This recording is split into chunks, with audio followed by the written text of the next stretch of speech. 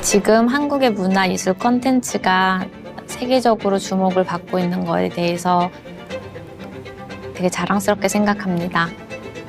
제가 춤을 추겠다고 결심한 순간은 제가 할 수 있는 것 중에 가장 좋아하고 잘할 수 있는 거여서 그랬던 것 같아요.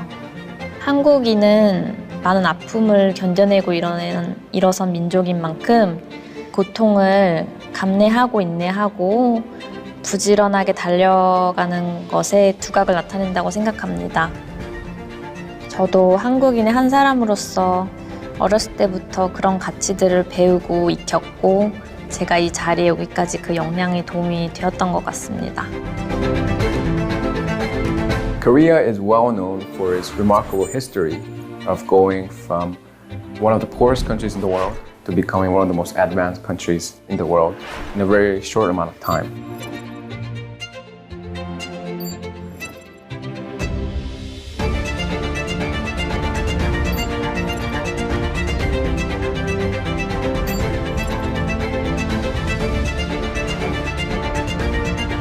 OECD의 활동으로 세계는 더 공정해지고 투명해졌으며 한국 역시 OECD가 추구해온 민주주의와 인권, 시장경제와 개방경제라는 보편의 가치를 실천하며 성공 사례를 만들어 왔습니다.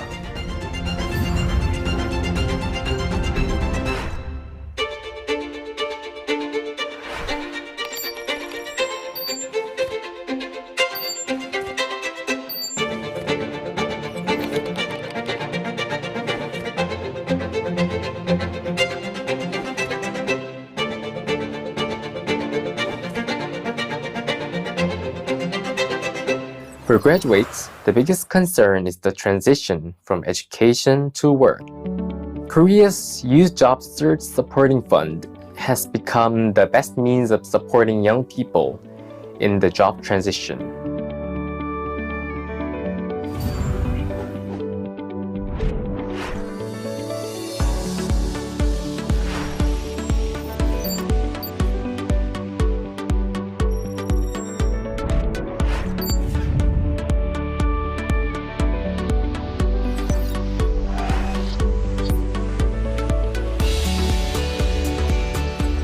Korea's digital policies are in line with the OECD recommendations. For example, we promoted competition by improving our broadband licensing regulations to lower the barriers to entry in the market. Relaxing telecom investment restrictions, Korea will continue to carry out diverse policies to achieve a human-centered AI. Korea has been a very ideal place for digital innovation. There's a very high level of talent density for IT, including AI research and engineering, mainly due to the high level of education. And from an AI perspective, because of Korea's well-digitized IT infrastructure, we've been able to collect a large number of data.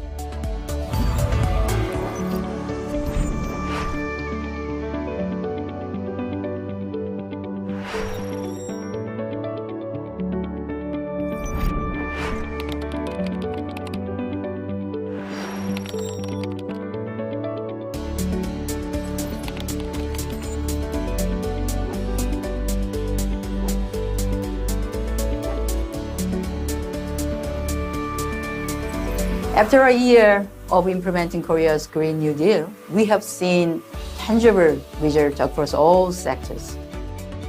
This Green New Deal will enable us to seize the new opportunity of green economy and new jobs. Korea has been a solid partner of OECD for the past 25 years and will continue to work with OECD and the rest of the world in the global journey toward carbon neutral for all. Today, Korea is committing itself to make the green transition while maintaining economic development. Now, Korean businesses and civil society are more active, demanding more from their government leaders on climate issues, and it can only strengthen Korea's green commitment. The OECD, which has accumulated knowledge and experience with advanced policies, could work with Korea to explore Korea's more active future role in dealing with climate change and the SDGs.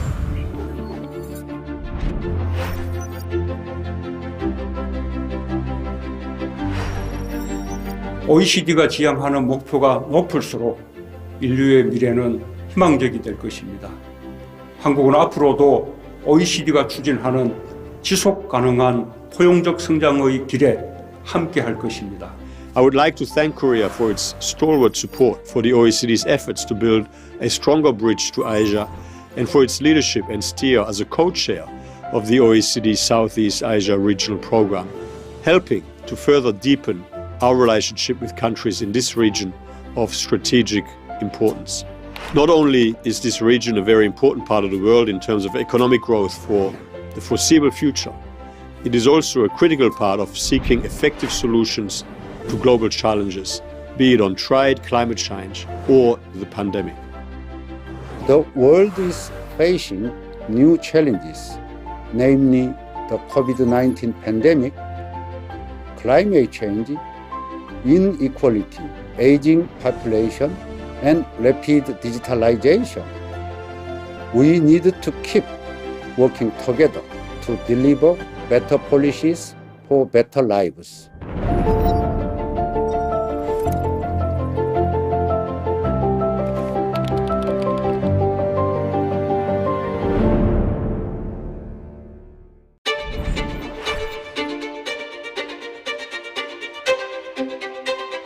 지금 한국의 문화예술 콘텐츠가 세계적으로 주목을 받고 있는 거에 대해서 되게 자랑스럽게 생각합니다. 제가 춤을 추겠다고 결심한 순간은 제가 할 수 있는 것 중에 가장 좋아하고 잘할 수 있는 거여서 그랬던 것 같아요. 한국인은 많은 아픔을 견뎌내고 일어선 민족인 만큼 고통을 감내하고 인내하고 부지런하게 달려가는 것에 두각을 나타낸다고 생각합니다. 저도 한국인의 한 사람으로서 어렸을 때부터 그런 가치들을 배우고 익혔고 제가 이 자리에 오기까지 그 역량이 도움이 되었던 것 같습니다. Korea is well known for its remarkable history of going from one of the poorest countries in the world to becoming one of the most advanced countries in the world in a very short amount of time.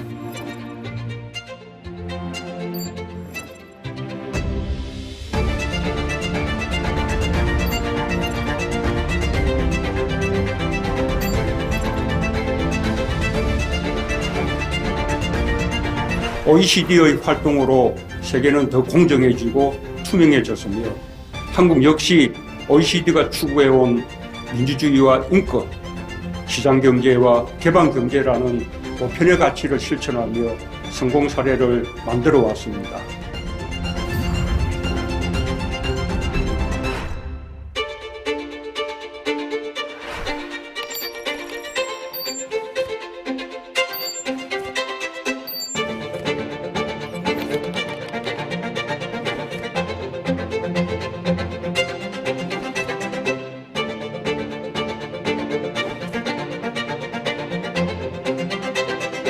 For graduates, the biggest concern is the transition from education to work.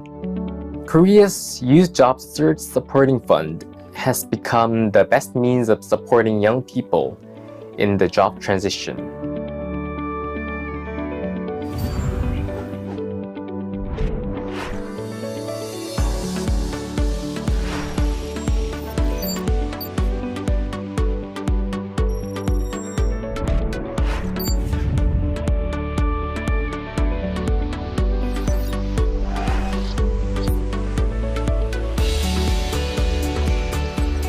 Korea's digital policies are in line with the OECD recommendations.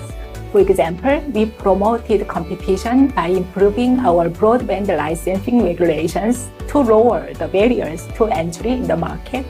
Relaxing telecom investment restrictions, Korea will continue to carry out diverse policies to achieve a human-centered AI. Korea has been a very ideal place for digital innovation.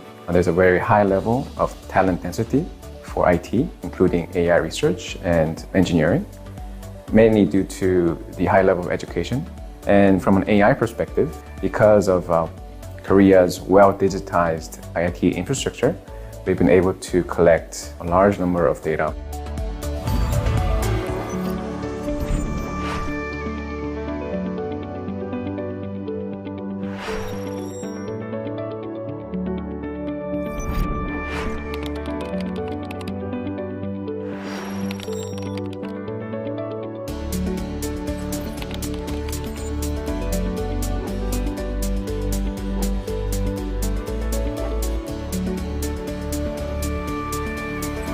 After a year of implementing Korea's Green New Deal, we have seen tangible results across all sectors.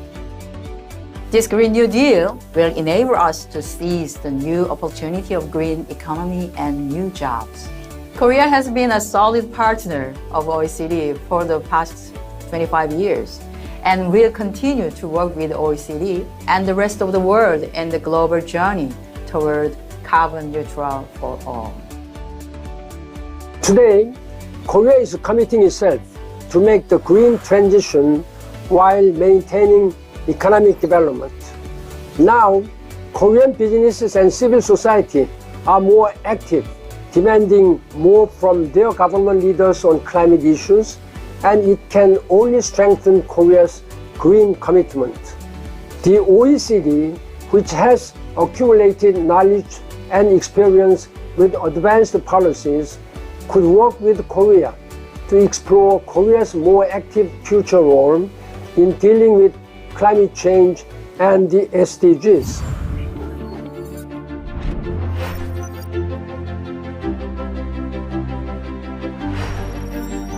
OECD가 지향하는 목표가 높을수록 인류의 미래는 희망적이 될 것입니다.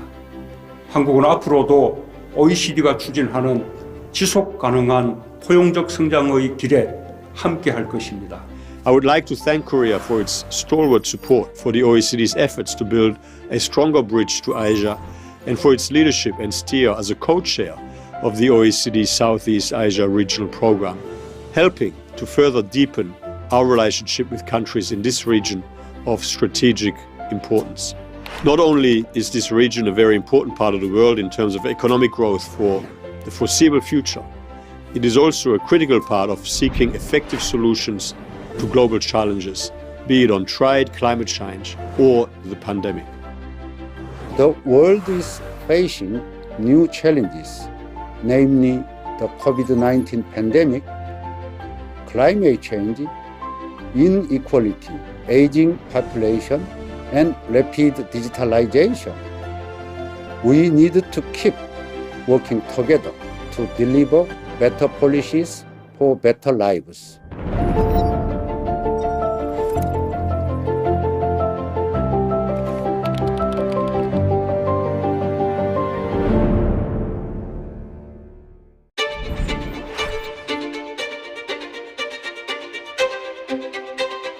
지금 한국의 문화예술 콘텐츠가 세계적으로 주목을 받고 있는 거에 대해서 되게 자랑스럽게 생각합니다. 제가 춤을 추겠다고 결심한 순간은 제가 할 수 있는 것 중에 가장 좋아하고 잘할 수 있는 거여서 그랬던 것 같아요. 한국인은 많은 아픔을 견뎌내고 일어선 민족인 만큼 고통을 감내하고 인내하고 부지런하게 달려가는 것에 두각을 나타낸다고 생각합니다.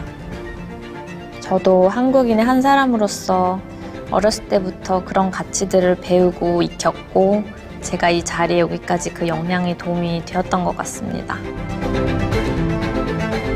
Korea is well known for its remarkable history of going from one of the poorest countries in the world to becoming one of the most advanced countries in the world in a very short amount of time.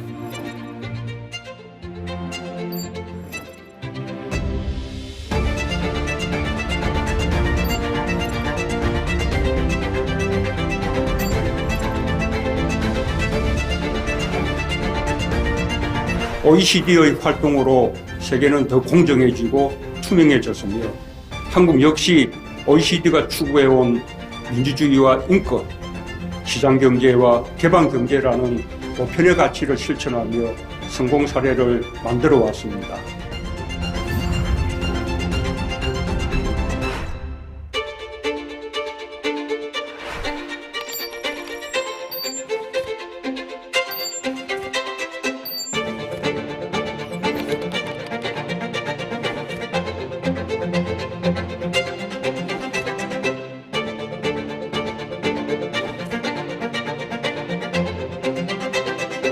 For graduates, the biggest concern is the transition from education to work. Korea's Youth Job Search Supporting Fund has become the best means of supporting young people in the job transition.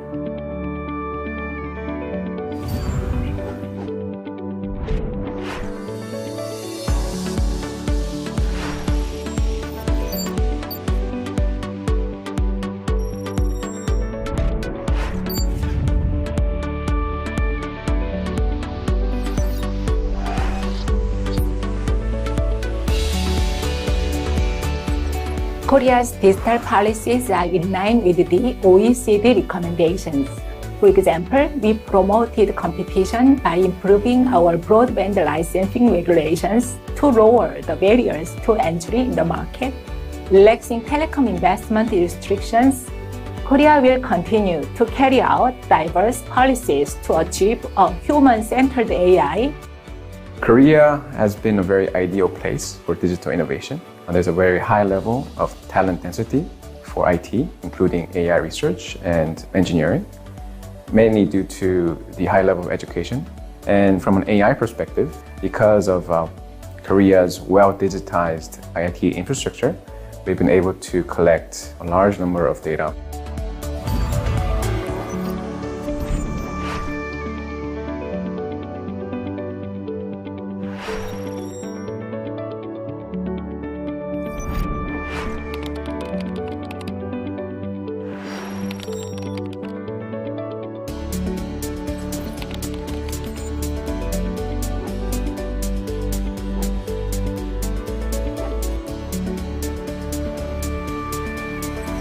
After a year of implementing Korea's Green New Deal, we have seen tangible results across all sectors. This Green New Deal will enable us to seize the new opportunity of green economy and new jobs. Korea has been a solid partner of OECD for the past 25 years and will continue to work with OECD and the rest of the world in the global journey toward carbon neutral for all. Today, Korea is committing itself to make the green transition while maintaining economic development.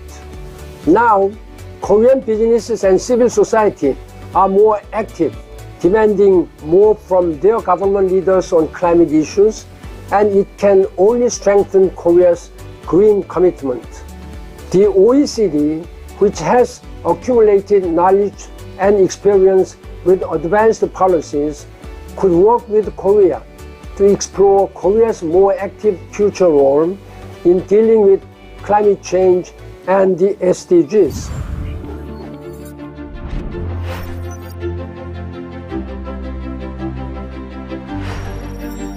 OECD가 지향하는 목표가 높을수록 인류의 미래는 희망적이 될 것입니다.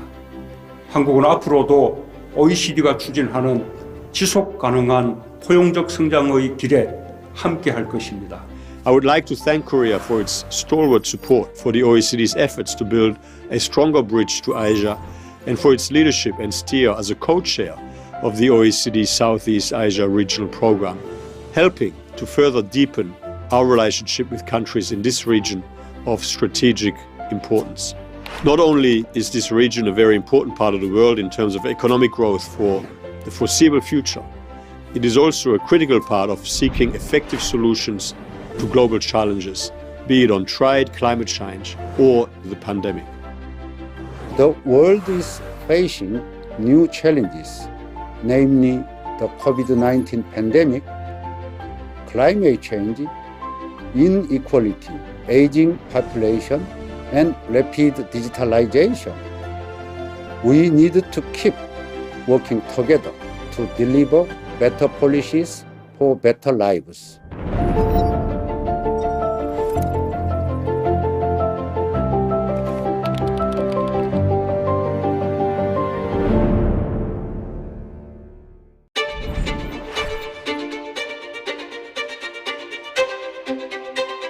지금 한국의 문화예술 콘텐츠가 세계적으로 주목을 받고 있는 거에 대해서 되게 자랑스럽게 생각합니다.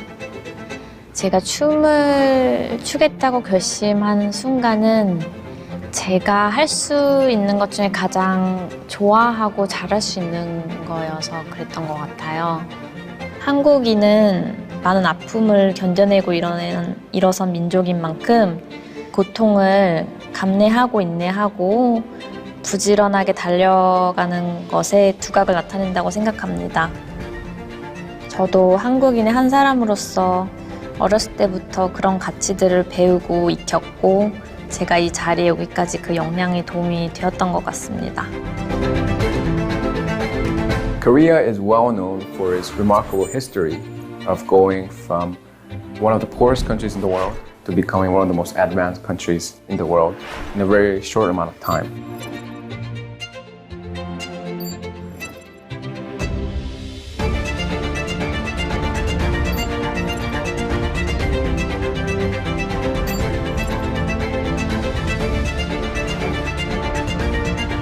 OECD의 활동으로 세계는 더 공정해지고 투명해졌으며 한국 역시 OECD가 추구해온 민주주의와 인권, 시장경제와 개방경제라는 보편의 가치를 실천하며 성공 사례를 만들어 왔습니다.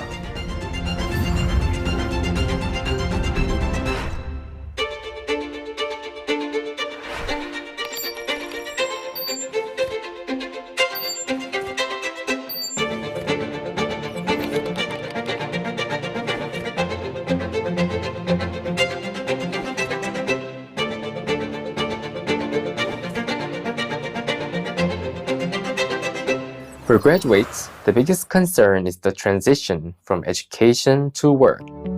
Korea's Youth Job Search Supporting Fund has become the best means of supporting young people in the job transition.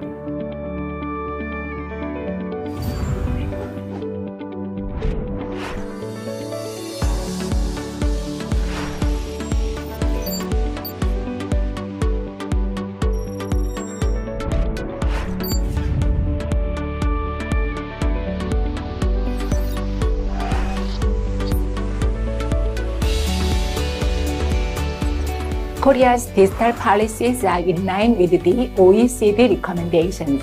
For example, we promoted competition by improving our broadband licensing regulations to lower the barriers to entry in the market. Relaxing telecom investment restrictions, Korea will continue to carry out diverse policies to achieve a human-centered AI. Korea has been a very ideal place for digital innovation. There's a very high level of talent density for IT, including AI research and engineering, mainly due to the high level of education. And from an AI perspective, because of Korea's well-digitized IT infrastructure, we've been able to collect a large number of data.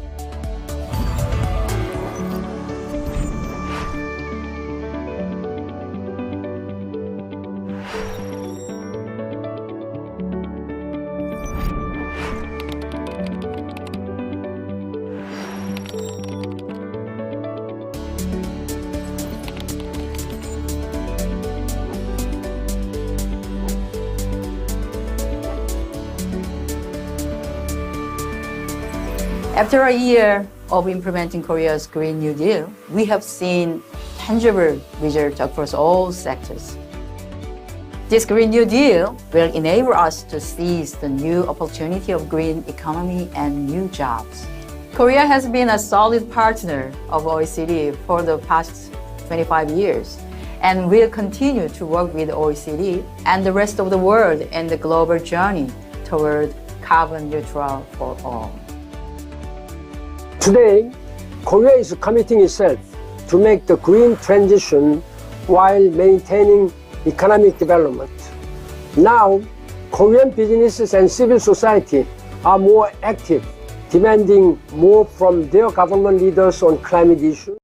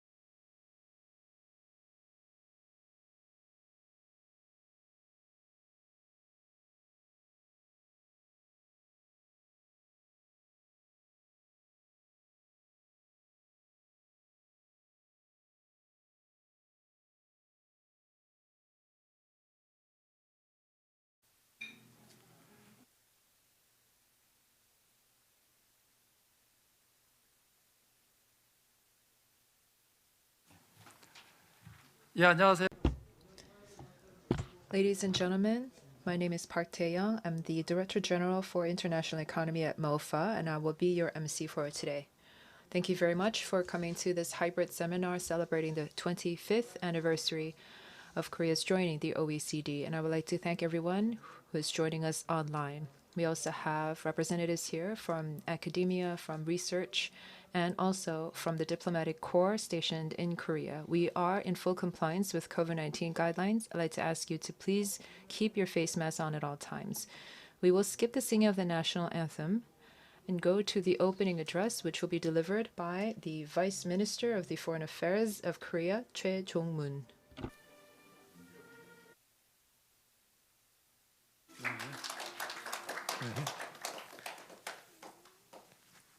So I may take off the mask, right? Okay. 네, 안녕하세요. Good afternoon, ladies and gentlemen. I am Vice Minister Choi Jong-moon of the Ministry of Foreign Affairs. I'd like to express my thanks to Secretary General Matthias Cormann of OECD for sending us the video message. I would also like to express my thanks to Vice Chairman of Accession of FKB and as well as Ambassador Petro Draganov of Bulgaria to Korea, Ambassador Gustav Slametska of the Czech Republic to Korea, as well as many of you who are participating here on site as well as online. I would also like to express my thanks to participants from KIEP and other panel members. Korea joined OECD as the 29th member on December 12th of 1996. And at that time, including myself, Korean people were so excited and so proud that Korea has finally become an OECD member state. Back in 1996, Korea had achieved double-digit economic growth for more than 3 decades. And it was recognized as a very successful economic development model around the world. However, we were not able to stop there. And joining the OECD has meant that Korea would shift away from economic growth-based system to become an advanced country through transformation and innovation in the entire society. And 25 years have passed, and we now would like to take a chance to look back on the past history. First of all, under the market economy system, which is a common value of the OECD countries, Korea has become a more mature market economy. For the past 25 years, Korea's trade volume increased 3.5 times, and now we have become the 6th largest trading economy in the world, and the per capita income has increased from $10,000 to $36,000. And this is much more than what we imagined back in 1996 when we were joining the OECD. And foreign investment policies and regulatory reform recommendations by the OECD helped Korea become a very attractive investment destination for global investors. And OECD provided us with very important guidelines for strengthening our competitiveness. And we were able to introduce capital market and foreign currency market liberalization and enactment of the law on promoting foreign investment, as well as introducing the system for regulatory impact assessment. And second, Korea was able to improve its education, environment, labor, and health along with OECD. Korea has improved the social welfare systems and address the duality of the labor market and improve the economic as well as environmental policies. And this has contributed to improving the welfare and well-being of the Korean people. And after joining the OECD, we have introduced the national pension scheme, parental leave system, and employment insurance. And we were able to also improve the competitiveness of the university education. And finally, Korea has also contributed to the OECD. I believe that Korea played a leading role in strengthening the new governance of the OECD. And OECD has been working as a guide for countries around the world by presenting the global standards based on facts and science for emerging global issues. Korea served as chair of the Ministerial Council meeting in 2009 and served as vice chair 3 times and has joined the OECD DAC in 2010. So we have become a responsible member of the OECD. And in In 2019, Korea led the adoption of OECD principles on AI based on Korea's strong digital sector. And since 2018, we have served as the chair of the Southeast Asia Regional Program of the OECD, leading the cooperation with non-OECD members in Southeast Asia. And we're going to hold the ministerial meeting in February next year, and our cooperation has been strengthening.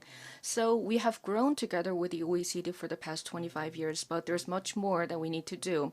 We need to address the low fertility issue. We have the lowest fertility rate in OECD, and we need to strengthen social safety net in preparation for the aging society. We need to improve gender equality in the labor market and restructure the energy-intensive industries. So there's a lot of work that we need to do. And globally, we need to overcome the COVID-19 crisis and address the climate crisis and many other global challenges, including addressing the digital divide. And there is an ever more need for close cooperation and coordination in the international society. Therefore, the OECD has to play a bigger role. We are witnessing a changing geopolitics and emergence of economic security and supply chain disruptions. Therefore, we need to collaborate with OECD to offer new international norms based on objective analysis as we are going through a major paradigm shift. As we've been doing for the past 25 years, Korea will continue to share OECD's values and standards in order to build a more inclusive and sustainable society.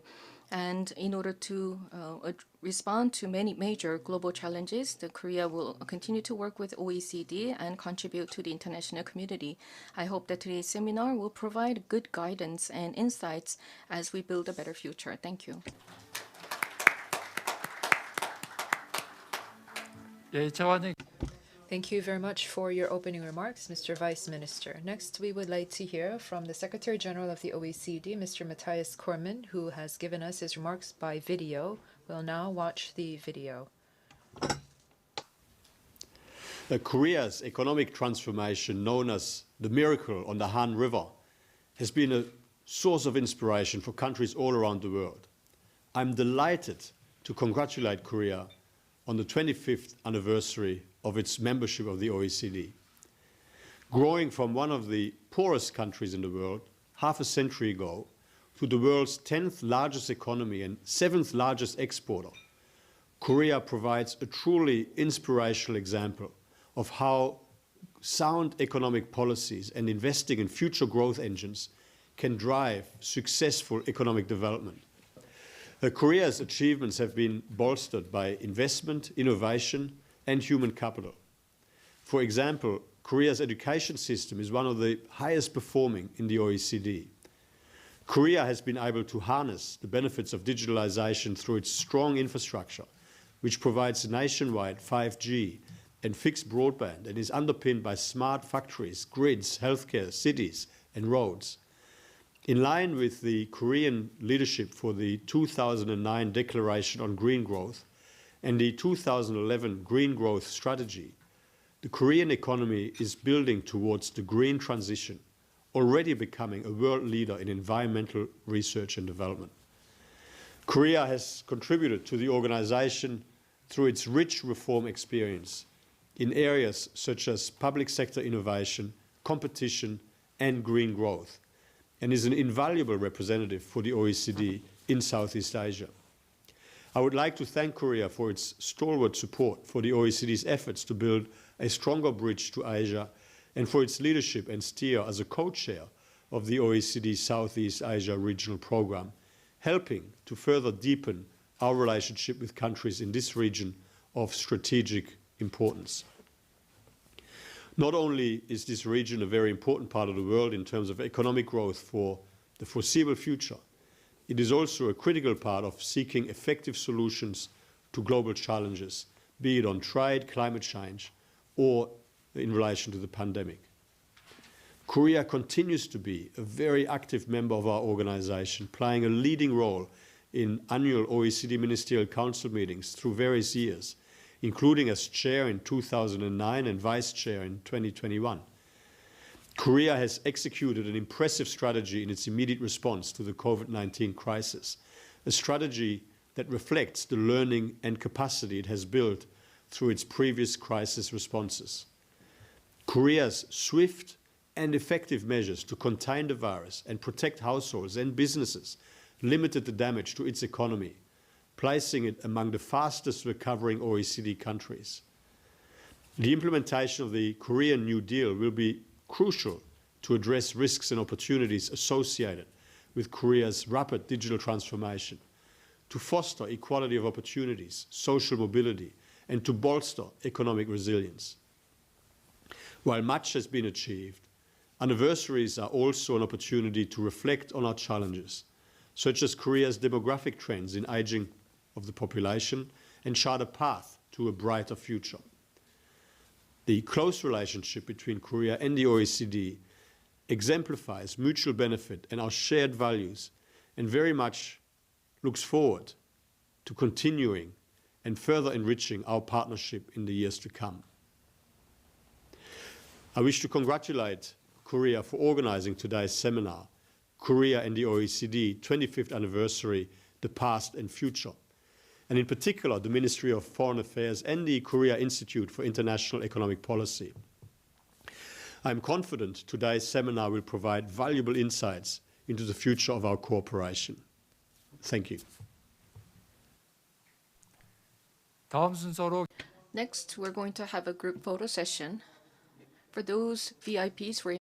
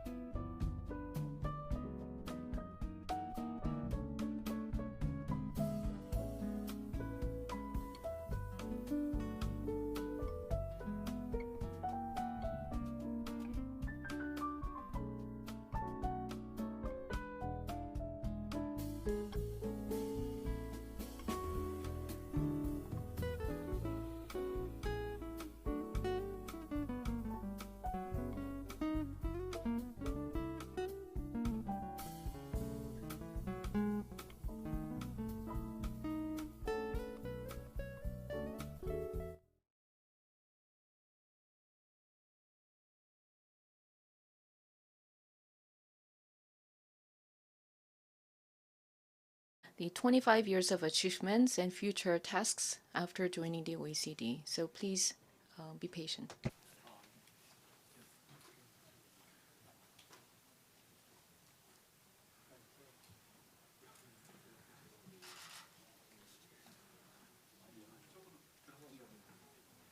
예, 참고로 지난 10월 28일 And for your information, in Paris on October 28th, the OECD Secretariat and Korea's mission to OECD held the joint seminar in commemoration of the 25th anniversary of joining the OECD.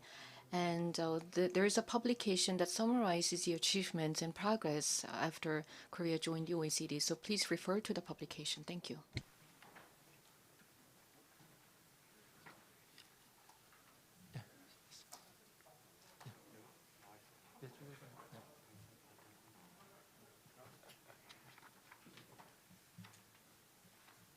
예, 그럼 1세션을 Now let us begin session number 1. For the session, we have with us Han Min-soo, researcher at KIEP, who is in the International Macroeconomics and Finance Department. Good afternoon, everyone. I am Min-soo Han from KIEP. I'm going to make a short presentation, and then we will have a panel discussion with 3 experts. First, we have with us Professor Kang Tae-soo of KIEP. Second, Professor Ju Byung-gi of the College of Economics at Seoul National University. And finally, we have Jung Young-hoon, the head of the Health and Social Policy Program, Director General at the OECD Korea Policy Center. The topic of the first session is the achievements of the past 25 years. So we're going to take a look at the past 25 years in terms of social and economic development, and then we will invite the panel members for their discussion.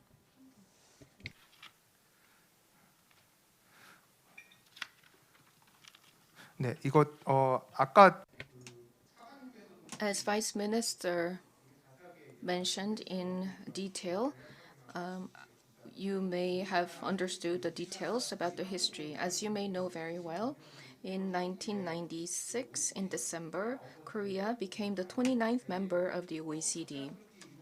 But this did not happen overnight, but already in the 1980s, starting from the early 1980s, we received many recommendations. But Korea was quite cautious in proceeding with this, gaining the membership. So in 1993, Korea joined in NEA, and also we joined in the Steel Committee. As you may know, in 1997, Korea suffered from the Asian foreign currency crisis. And there was a coincidence, and there were some views about the relationship between Korea joining the OECD and the Asian foreign currency crisis. At that time, there was this issue of liberalization of the foreign currency market, and OECD did not demand Korea to open up its foreign currency market. And at the time of joining the OECD, Korea looked at other countries, and we received some recommendations on the foreign currency market, and we received 46 items which were understood for concession, and this means that we were able to get this many concessions through negotiations. And the Asian financial crisis occurred in 1997, not because Korea opened up its foreign currency market, but because of some of the lack of regulations that were able to oversee the foreign currency market. And after Korea joined the OECD, we achieved rapid growth. And within OECD, Korea took on many responsibilities. For instance, in 2009, we served as the chair of MCM, and we also served as vice chair 3 times for the MCM. This year, Korea and Luxembourg served as vice chair once again. It may not be easy to measure all the achievements of OECD membership, related to OECD membership, but largely we can take a look at the macroeconomic indicators to understand what benefits we reaped from the OECD membership. In other words, we are able to understand the direct and indirect benefit and achievements that we were able to enjoy after joining the OECD. We were able to improve transparency and improve our market economy and related mechanisms. And so there are many macroeconomic indicators we can refer to in order to understand the benefit of joining the OECD. So the first of such indicators is GDP. Among the OECD countries, the share of GDP has increased from 2% to 3.3%. And you may see some different numbers depending on the data sources, but overall, as Korea has become more of an advanced economy, you can understand that our economic growth has slowed down, so the growth rate has converged to the OECD average. And here, you can see that Korea was pretty successful in responding to the pandemic. So even though there was some impacts, the negative impact of the COVID-19 situation on Korea was much less than other countries. And we can also look at the PPP, per capita GDP. And Korea's PPP per capita is similar to the OECD average. And you can compare this with Japan, and Korea's number is actually higher than that of Japan, and our figure is about twice higher than that of China. And next, we can take a look at the degree of openness to the global markets. You can take a look at the numbers and statistics related to foreign direct investment and trade. The graph on the left-hand side shows the GDP trade ratio.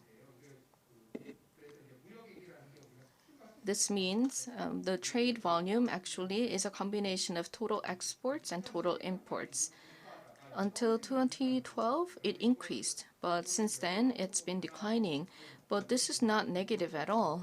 It really means that as the Korean economy continues to grow, the dependence on trade has been declining.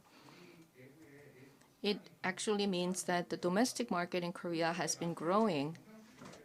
And later I'm going to discuss the current account balance, but this is a very common phenomenon that you may experience as your economy becomes more mature. And on the right-hand side, you can see the foreign direct investment flow. So you can compare between FDI inflows and FDI outflows. And there's been a lot of increase of inflows. So Korea's FDI inflows are similar to that of Japan. And as for foreign direct investment outflows, which is an outgoing foreign investment, it is similar to the level of Germany. Now let's take a look at the R&D situation. In 1996, Korea joined the OECD, and since then, our portion of R&D to GDP has been pretty high, and this ratio has continued to increase. And recently, Korea's R&D ratio to GDP is about twice higher than the OECD average. It means that we're making a lot of R&D investments. Then let's take a look at the digital economy aspect. As you may know very well, Korea has excellent digital infrastructure. We have high internet usage rate, and recently there was the digital competitiveness ranking announced by IMD, and Korea was ranked 8th out of 63 countries. This is actually based on the 2020 figure, and in this year, in 2021, our ranking stays at the 8th place. After they retire from their regular position at the age of 55, they will start to work in non-regular positions, and their wage or income level will continue to decline, and they will stay in the labor market. But their income levels would be quite low, and this would lead to elderly poverty issues.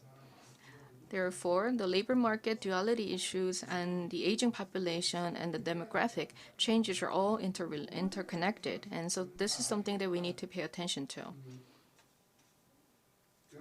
And on the right-hand side, you can also see the differences between large companies and smaller companies. This may not necessarily be a bad news, but some companies are growing rapidly through innovation, and other companies are growing slowly. So there is this gap. But when you take a look at this data, compared to the other OECD member countries, there is a big gap between companies with high productivity and companies with low productivity. So there is a gap between large companies and smaller and SMEs. And this results in the income divide between large companies and SMEs. Now, moving on to gender inequality, we have been making improvement, but we're still lower than the OECD average in terms of the female employment rate. And when it comes to the health issues, Korea has been successful in responding to the pandemic. And so there has been some progress in terms of health improvement. But when you take a look at the number of doctors per capita and also current expenditure on health, we are still lagging behind. And moving on to energy and environment, progress has been made, but compared to the OECD average, the ratio of renewable energy is still low. And the energy intensity is still larger than the OECD average. And let's skip and go to the final slide. This is about the current account and net foreign asset. When you take a look at the past economic growth strategy, it was mainly about concentrating on the manufacturing sector, and it was also mainly driven by exports. So that was the main strategy in the past. But as I mentioned, our population is aging, and we have some labor supply issues. So these beg the question of whether we can continue to maintain the export-driven economic growth model. So on the left-hand side, you can see the current account balance changes. What is interesting here is that the balance of goods has been taking up a large portion, but when we look at the primary income, this is an area where we need to improve to boost our income level further. And this is the end of my presentation. Thank you very much for your attention. Now I'm going to invite Professor Kang Tae-soo for his panel discussion. Thank you. 말씀 잘 들었습니다. Thank you very much. I listened well to the presentation. My name is Kang Tae-soo of KIEP, the College of Business. In 1995, 1996, when I was at the Bank of Korea, I remember going to Paris about 10 times or so on business trips for the OECD evaluation and before Korea's accession to the OECD, and now it's been 25 years. That was when Ko Seung-bum, the head of FSC, was a deputy director at the time. I remember we would go to Paris and go through a lot of those meetings, and it was very difficult. Now that we are celebrating 25 years of partnership with the OECD, I want to look at Korea's commitment to OECD as well as the different challenges that the OECD is confronting and how they are related to us here at the Republic of Korea. To begin with, we often in Korea discuss OECD average. So when we try to give our own argument on an issue, we say that this is in line with OECD average or not. We think that this OECD average is a kind of norm, or it's a very representative benchmark here in Korea. In fact, it is so much a part of our lives that we talk about OECD average rule in the golf courses. And the so-called OECD rule is that when you pay and then later on you have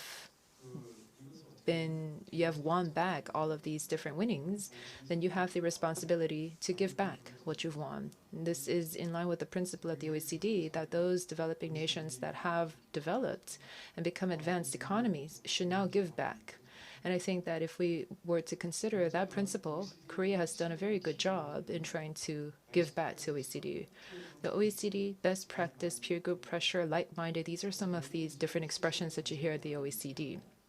We try to present the best practices, best policy practices, and with like-minded countries to try to share these values with one another. And this is very important because when we consider why benchmarks are important, earlier we had the opportunity to hear from Matthias Korman, the Secretary General of the OECD, who mentioned the miracle on the Han River.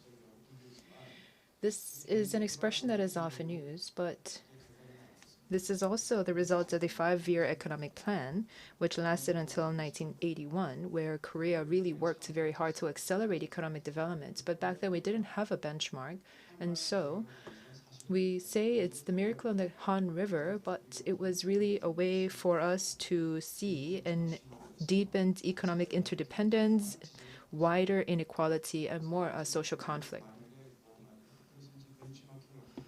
So this is why I say that the role of benchmarks is very important. And when we talk about OECD, the OECD recommendations, they are very strong pressure, a pure pressure on these different countries. So if there is any kind of a political populism, the OECD recommendations can be a check to curb the rise of populism in different countries. This is also one of the beauty of OECD, one of the strengths that the OECD offers.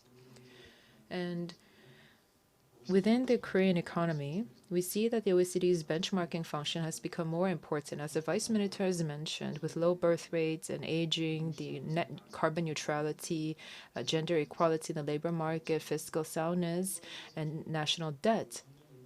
There are many different arguments and debates across these different issues, and which is why the OECD recommendations, their role as these benchmarks is increasingly getting important. Another key point is that Korea, in its contribution to OECD, have to have some kind of representation that is in line with its contribution. Right now, of the OECD's budget, Korea accounts for 3.5%, which is, I think, placing Korea the 7th largest of the contributor to OECD. There are about 80 Koreans working at the OECD headquarters, but we don't see a lot of high-ranking OECD.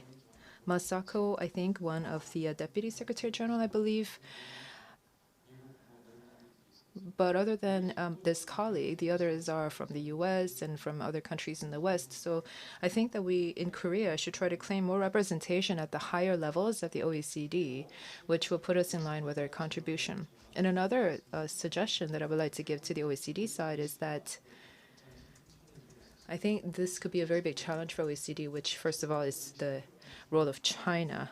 China is not a current member of the OECD.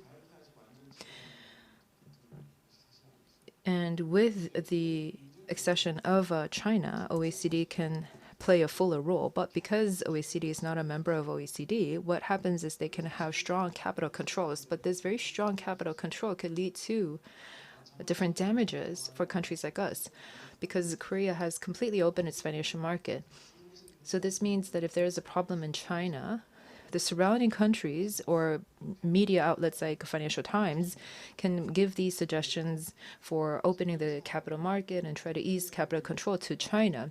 So this shows us that this is not a level playing field. This is not a level game. So I would like to ask OECD to consider this issue. And the second thing that I want to say is that the OECD is an international organization, and in some instances, its stance, its position is not completely in line with other international organizations such as the IMF. This means that in 2008, when there was the global financial crisis, there were these macroprudential measures that were adopted, and this means that we issue these capital flow management. But at the time, IMF's institutional view was that it was okay. This was a okay way to go. But at the time, OECD said that this was a cap code on the liberalization of capital movement, that this was breaching the free flow of capital. And so there was a lot of tension at the time. I don't know if this tension has been eased between these different international organizations, but what I'm trying to say is that the OECD should take this into account. That one of the important establishment principles of the OECD is to try to allow for financial stability of the membership. And so, for these different systems and institutions that have to do with financial stability, because IMF has given its argument against what the OECD was trying to say, this leads to a break between their different roles. So I am hoping that OECD can work together with other international organizations, especially when it comes to financial stability measures, in their responses to the member countries, to try to provide one voice to the different member countries. Of course, with the capital flow management, we've seen a lot of progress in that regard since then. And so OECD has also adjusted its earlier stance. So I'm not trying to say that OECD is the same as it was 10 or 12 years ago, but the situation could, again, occur. So from the point of view of the constituency, I'd like to ask the OECD to really try to put the interests of the membership at heart. And of course, I'd like to extend my congratulations to all of us on the 20 years of partnership we've had with OECD. Thank you very much, Professor Kang. Next, I'm going to invite Professor Chu Byung-gi of SNU for his comments. Thank you very much. I am Chu Byung-gi from Seoul National University. First of all, I'd like to thank the organizers for inviting me to this panel discussion, which is very meaningful.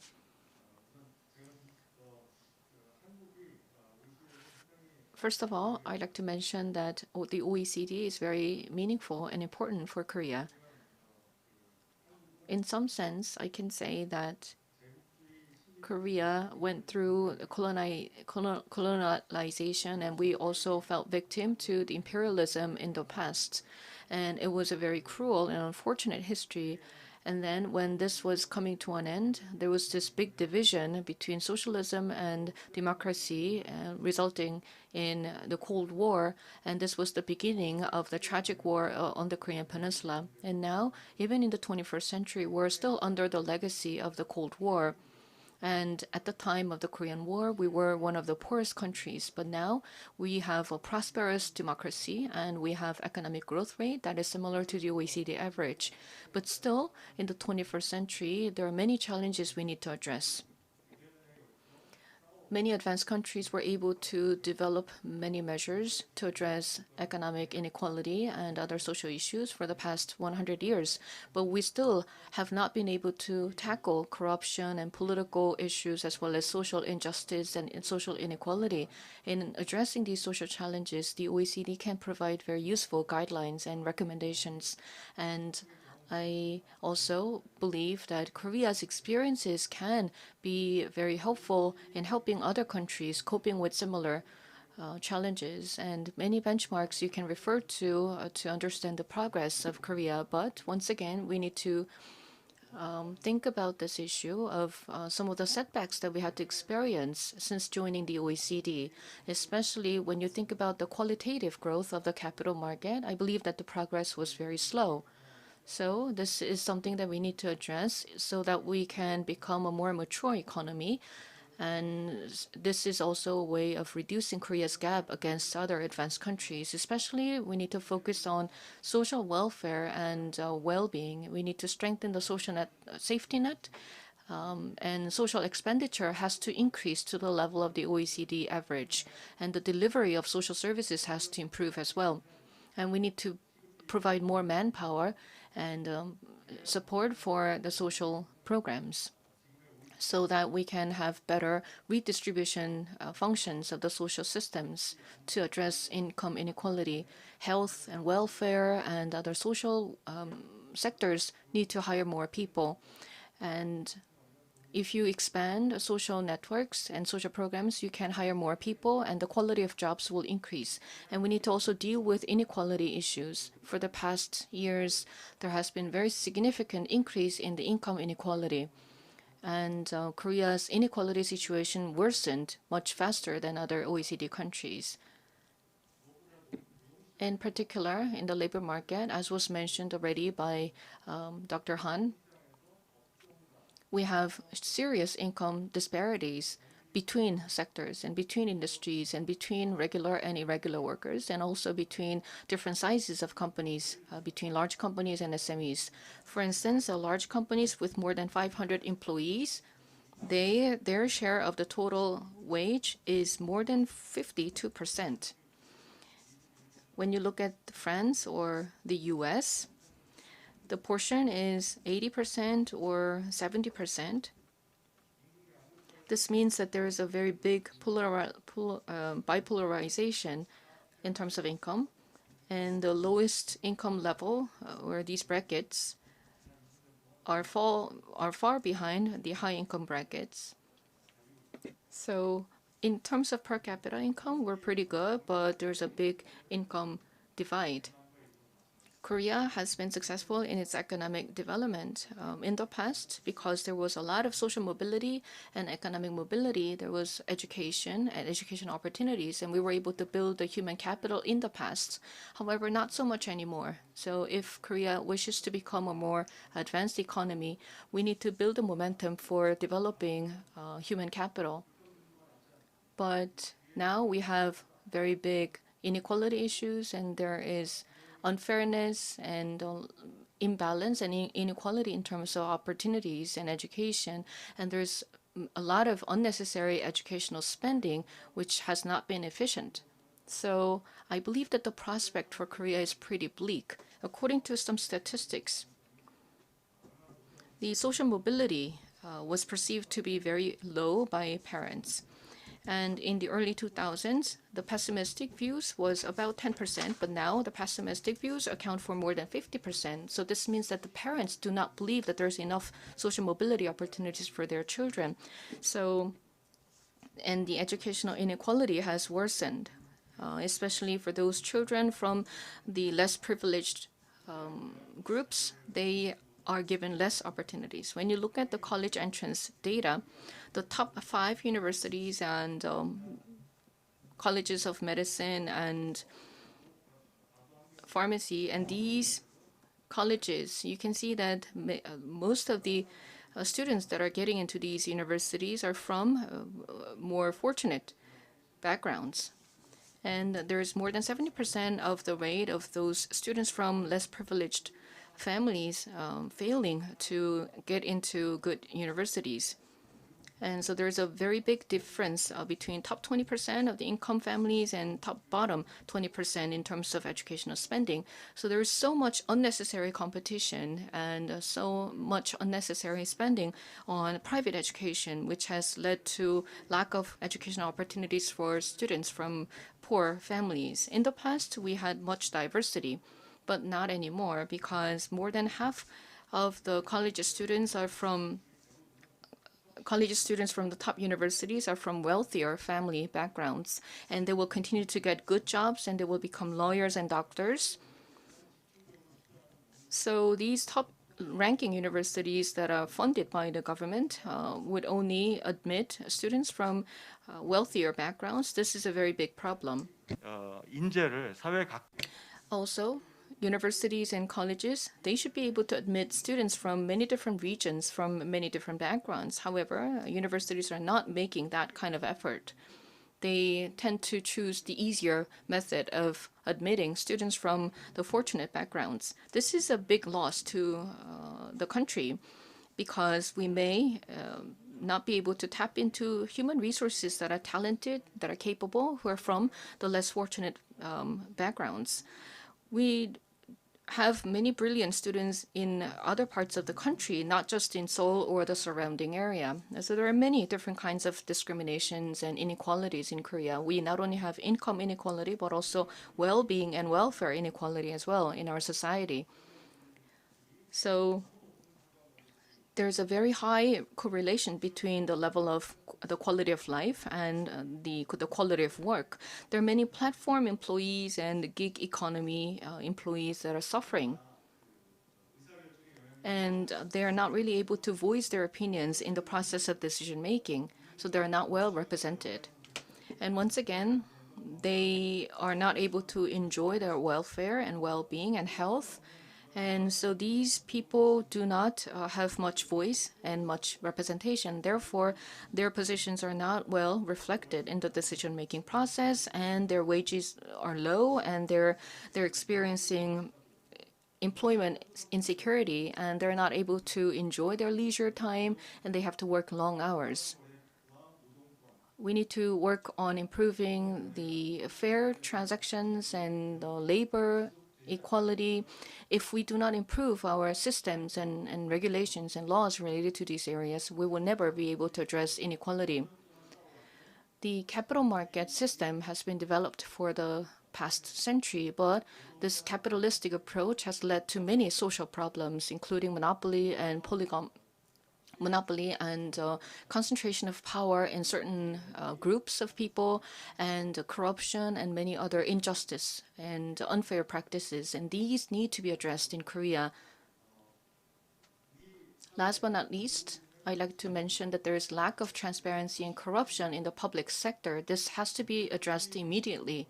There is lack of balance of power economically and politically. And all of these issues that I mentioned previously need to be addressed along with transparency. It means that authorities and government institutions have to improve as well. 변화를 거부하면 절대 변화가 이루어지지 못합니다. If they refuse to change, then we will not be able to improve our society. We have the prosecutor's office and many other public authorities. They are so outdated in terms of their mindset. And even though their officials engaged in corruption, they're not fired, they're not punished in any way. So especially the legislative body and the prosecutor's office, their sanction levels really low. In the past, they were rather protected because of the division of power in the government, but they often would abuse their power to gain personal interests. And there's been this collision among different parts of the government and between the public and the private sector. These systematic and structural corruption and corruptive practices need to be corrected immediately. Thank you. 김영 교수님 감사합니다. 예. Thank you very much, Professor. Lastly, we would like to turn to Mr. Chung Young-hoon, DG of the OECD Korea Policy Center. I'm actually not the head of the center. I am the Director General, but thank you. So I am from the OECD Korea Policy Center. I am the DG of Health and Social Policy Program. So today's discussion is quite extraordinary because typically we are asked to comment on the presentation, but today we have heard from the presentation, but the discussants are actually adding their thoughts to the presentation instead of just refuting or commenting on the points made in the presentation. Because we have been with OECD for 25 years, we've heard of a lot of these numbers and statistics, which is also helpful, and this can see that we've seen a lot of improvements for both sides, and sort of quantitative improvements. However, I want to ask whether we've also seen corresponding qualitative growth, and I think that this is still a question mark for both of us, especially for Korea. And we can raise different issues, but I want to particularly talk about social policy in more detail. In the presentation, we heard about labor, wages, gender equality, and welfare. We've heard about these different categories, and as you can see, we've seen these improvements, especially in the quantitative sense, but I also want to talk about the improvements made in the qualitative sense, because I think that Korea still has some challenges ahead of it in terms of social policy. And I want to focus on three things in particular. This has been mentioned in the presentation, but I want to talk about demographics once again, because this has wide repercussions for the Korean economy and Korean society as well. So I would like to talk about that. And particularly, especially within demographics, I want to talk about not just aging, but the income protection of the elderly, which also has ties to the pension scheme. So this is a big challenge for us, and we don't have a very clear solution forward. And lastly, the health and welfare side, of course, every year we have these statistics, and we produce these statistics every year in line with OECD statistics, but I just want to briefly touch upon that. And also within social policy, as has been mentioned by the other discussants, that especially when it comes to welfare spending, we can have a lot to talk about, and so I won't be able to discuss all of these in depth, but I want to talk about these three things in more detail. With the demographics, if we look at the numbers, the fertility rate, combined fertility rate, has gone down below 1, in fact. We've been the lowest of the OECD member countries for 7 years consecutively, but things do not seem to be improving at all, which is the biggest problem. And also with aging, so we will be entering into an ultra-age society, super-age society by 2025, which is 1 year before 2026, which was what was earlier anticipated. And so some people might think that this could be not that bad, but the accelerated pace at which we are entering into this super-age society is quite worrisome, because this is going to drop a huge bomb on us. And so this is a very big question mark. With demographics issues, there are many different statistics that already have been presented, so I'm sure that many of you are well aware of this, but especially with the elderly population, with their income levels, I think we have to think about this, because with the relative poverty rates of the elderly population and the costs associated with their care,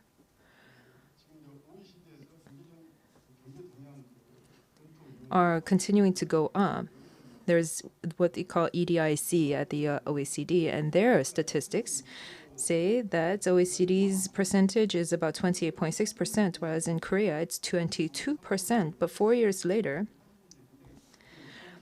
Korea is going to go up to about 38% versus OECD's 25%. And so, with relative poverty rates, as you know, this goes below the 20% mark. OECD was 15.7 compared to 43.5 of Korea in 2018. If we look at poverty rates, it's 16%, but for the elderly population, it's 43%. So that's almost a percentage point difference of about 20%. So this relative poverty rate for the elderly population, when we put this together with the accelerated aging of our society, this is a very big challenge for us. With income protection, we look at the National Pension Service, which is going to see that the National Pension Service, the pension levels are going to continue to go down.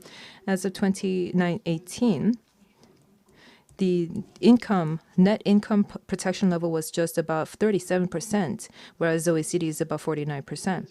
The national pension began with 60% of income protection levels, but has consistently gone down to about 40%.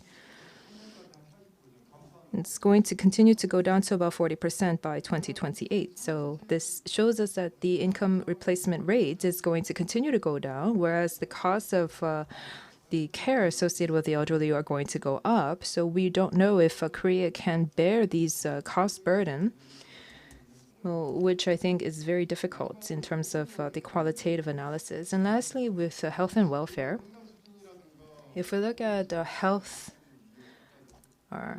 different health-related statistics, and has been mentioned, the healthcare costs has been mentioned by some of the other speakers. But with the health and welfare, our health systems are quite top class, and we've heard that our medical facilities have been top class, and their life expectancy is already quite high, as you know. With the mortality rates with the health and welfare system, we can see that typically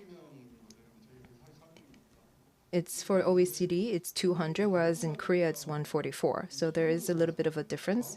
But with the resources, I know that this is often talked about, but with the medical professionals, with the human resources, if we look at clinicians per 1,000 doctors, we are 1/3 of OECD average, and with the nurses, it's about 1/2 of OECD average. And with the beds, hospital beds in the medical facilities, OECD average is 4.4. Korea is 12%, so threefold increase. We have 16 to 17 in terms of medical facilities. So this shows us that we don't have a lot of human resources, but we have a lot of physical resources, such as beds and hospital facilities. And as has been mentioned, the household burden of costs for household medical expenses has continued to go down, but the OECD average is 19%. Korea's is slightly a little bit nearing 30%. With the welfare total amount, we are perhaps about the welfare spending as of the GDP, including the delivery system and etc.,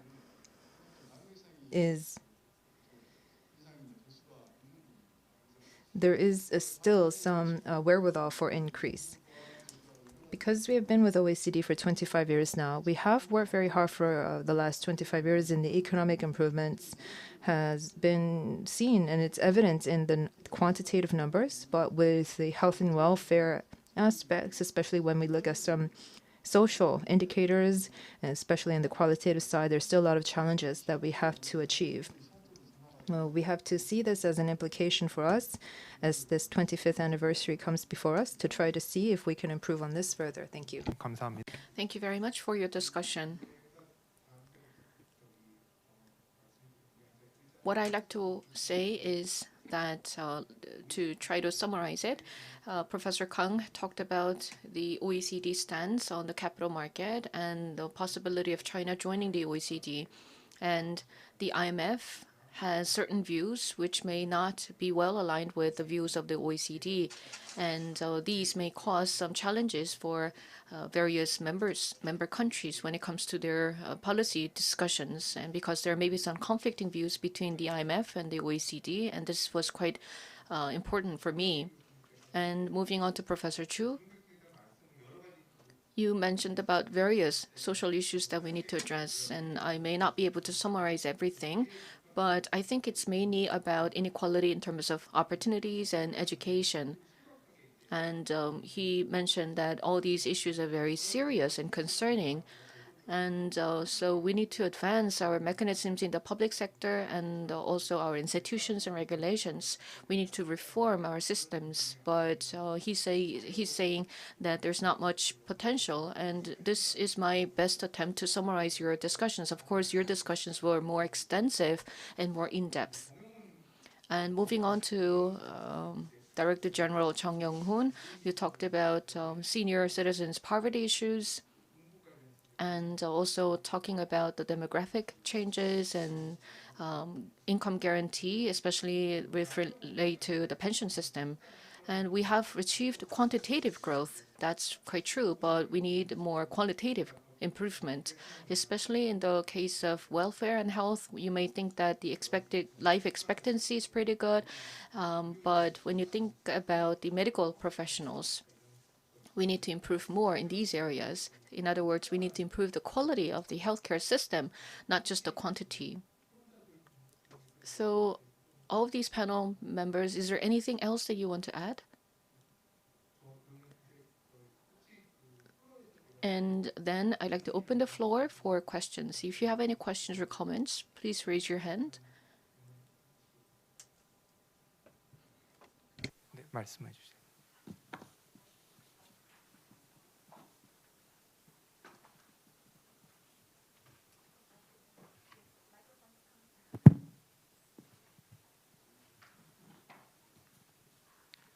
Thank you very much. My name is Juan Jose. I'm the Minister Counselor of the Embassy of Peru in Korea.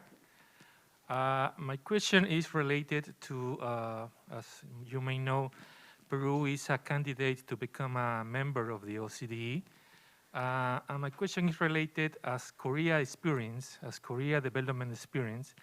What do you think is the most important issue to take in account in order to support or in order to strengthen this candidature, the framework, the institutional framework, the political economy, or the inequalities that must be taken care of in the order to reduce inequalities.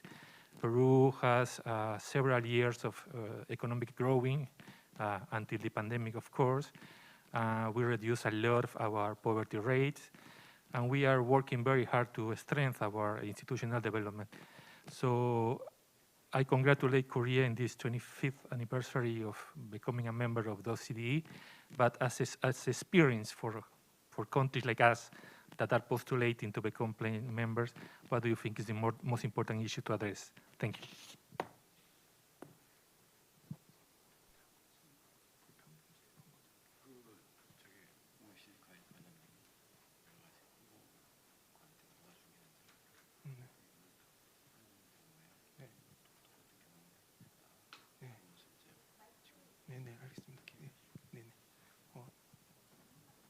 Thank you. Good afternoon. My name is Petko Draganov. I'm the ambassador of Bulgaria. Very interesting discussion. You spoke about the aging population and the problems that creates. I think it's a general problem in Europe as well. Are you envisaging raising the retirement age in Korea, and what specific measures do you think would be useful in tackling this problem? Thank you.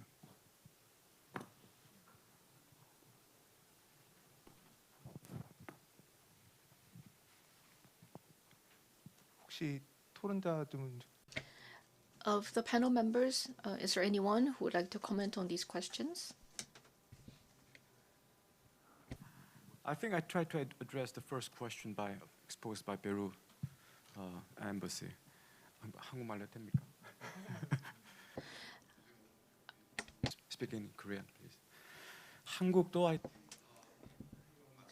Just like what Peru is going through when we were getting evaluated for the OECD membership, I was actually involved in that process. For 2 years, I went to EBRD, and we also went to the market evaluation committee, and the same questions were raised. So try to go back to our data. Just be seen it, and it's way before 96, 94, 95. That's a tremendous, I think, a source of information that are there. And also to go back to a lot of the press articles, columns, and exposed in Korean or in English, So then you can realize what's the problem in Korea right at the time, preparing for candidacy of OECD memberships. So that's my first the suggestion to you. And I think the rest of the I think the second preparation for your side is try to go back to the each and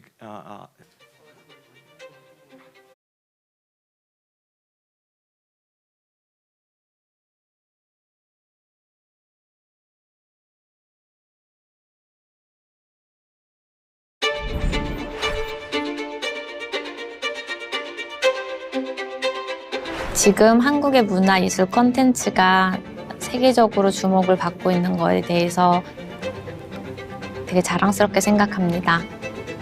제가 춤을 추겠다고 결심한 순간은 제가 할 수 있는 것 중에 가장 좋아하고 잘할 수 있는 거여서 그랬던 것 같아요. 한국인은 많은 아픔을 견뎌내고 일어선 민족인 만큼 고통을 감내하고 인내하고 부지런하게 달려가는 것에 두각을 나타낸다고 생각합니다. 저도 한국인의 한 사람으로서 어렸을 때부터 그런 가치들을 배우고 익혔고 제가 이 자리에 오기까지 그 역량이 도움이 되었던 것 같습니다. Korea is well known for its remarkable history of going from one of the poorest countries in the world to becoming one of the most advanced countries in the world in a very short amount of time.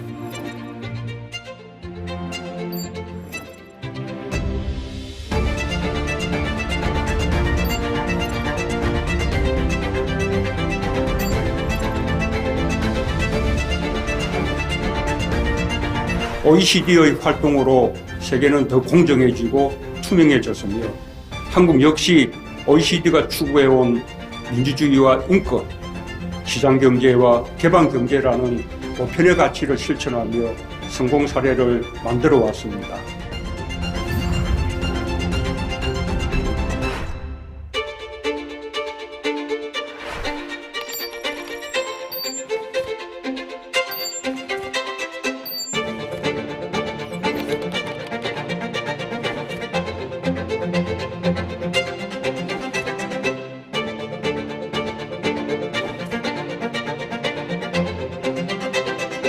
For graduates, the biggest concern is the transition from education to work.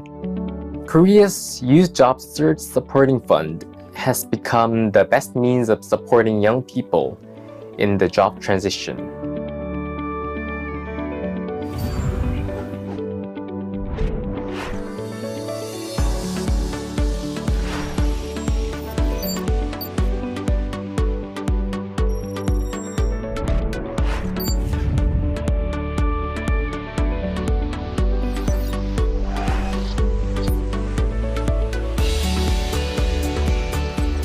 Korea's digital policies are in line with the OECD recommendations. For example, we promoted competition by improving our broadband licensing regulations to lower the barriers to entry in the market. Relaxing telecom investment restrictions, Korea will continue to carry out diverse policies to achieve a human-centered AI. Korea has been a very ideal place for digital innovation. There's a very high level of talent density for IT, including AI research and engineering, mainly due to the high level of education. And from an AI perspective, because of Korea's well-digitized IT infrastructure, we've been able to collect a large number of data.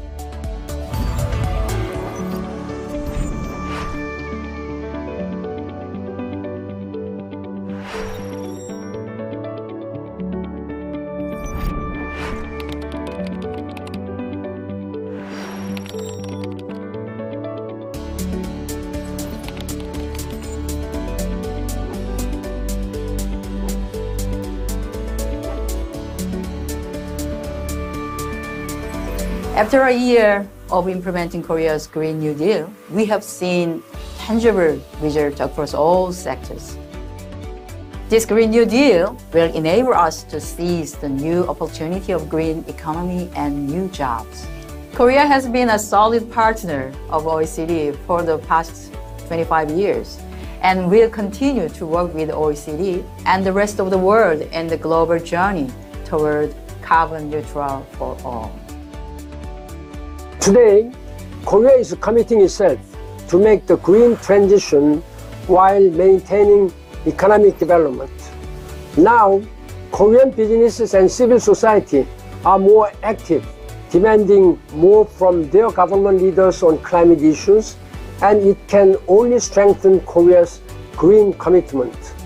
The OECD, which has accumulated knowledge and experience with advanced policies, could work with Korea to explore Korea's more active future role in dealing with climate change and the SDGs.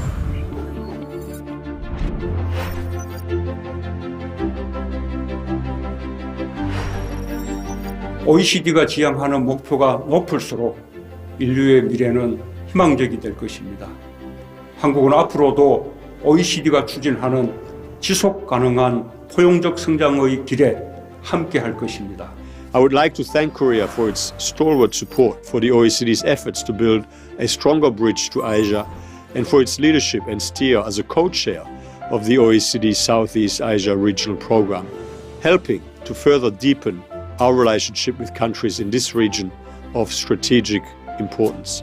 Not only is this region a very important part of the world in terms of economic growth for the foreseeable future, it is also a critical part of seeking effective solutions to global challenges, be it on trade, climate change, or the pandemic. The world is facing new challenges, namely the COVID-19 pandemic, climate change, inequality, aging population, and rapid digitalization. We need to keep working together to deliver better policies for better lives.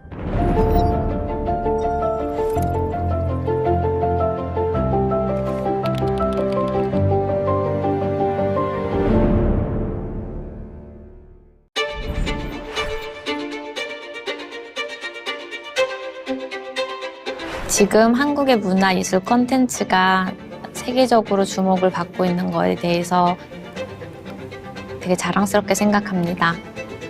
제가 춤을 추겠다고 결심한 순간은 제가 할 수 있는 것 중에 가장 좋아하고 잘할 수 있는 거여서 그랬던 것 같아요. 한국인은 많은 아픔을 견뎌내고 일어선 민족인 만큼 고통을 감내하고 인내하고 부지런하게 달려가는 것에 두각을 나타낸다고 생각합니다. 저도 한국인의 한 사람으로서 어렸을 때부터 그런 가치들을 배우고 익혔고 제가 이 자리에 오기까지 그 역량이 도움이 되었던 것 같습니다. Korea is well known for its remarkable history of going from one of the poorest countries in the world to becoming one of the most advanced countries in the world in a very short amount of time.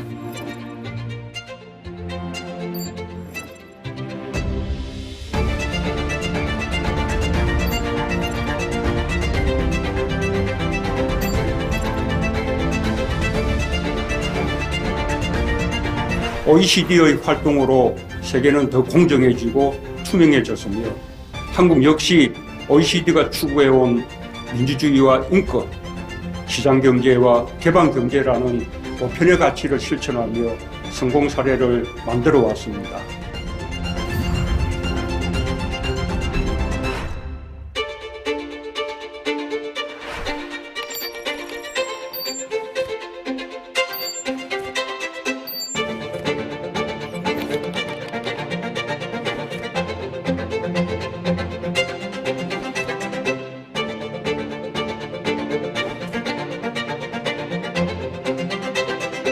For graduates, the biggest concern is the transition from education to work. Korea's Youth Job Search Supporting Fund has become the best means of supporting young people in the job transition.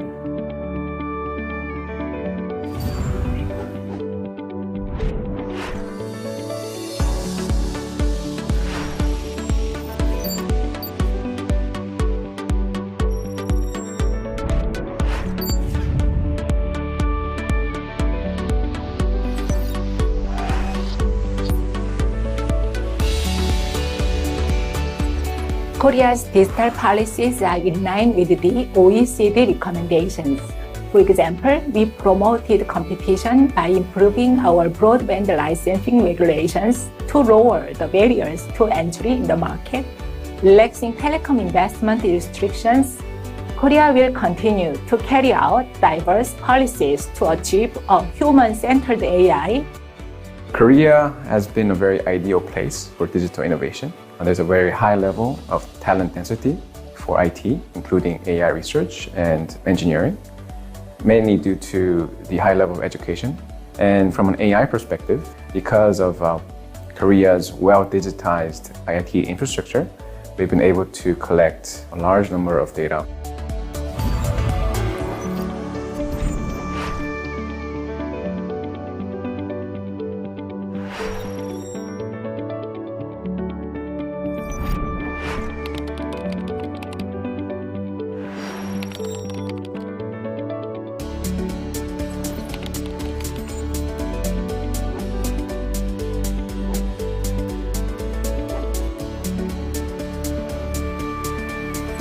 After a year of implementing Korea's Green New Deal, we have seen tangible results.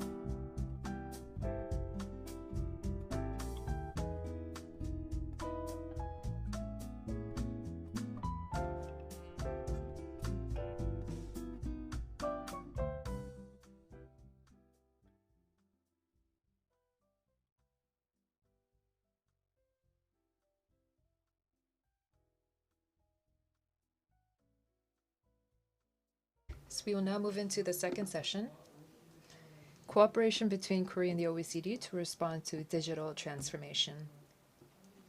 We would like to hear from Mr. Han Min-soo. He will continue to be the moderator. We have one presenter and 3 discussants for this session. We would like to hear from the Executive Director of the International Cooperation Research Division at Korea Information Society Development Institute, Dr. Ha-Yun Kang. We have 3 discussants, Professor Han-Young Lee of Chunga University. The second discussant is Chang-Kun Lee, Assistant Professor at the KDI School of Public Policy at KDI. And our last discussant is from KIEP, from KIEP, the Associate Research Fellow at Trade and Investment Policy Team, Sang Jun-ye. We'd now like to hear from Dr. Kang. Hello, I've just been introduced from the KISDI. My name is Ha-Yun Kang. I didn't know whether I should give my presentation in English or Korean, but as you can see, the presentation materials are listed in English, whereas I would like to give my presentation in my mother tongue. Earlier on, we were talking about some broad sweeping issues concerning OECD Korea cooperation, but today I would like to focus more on digital transformation, OECD projects regarding this issue.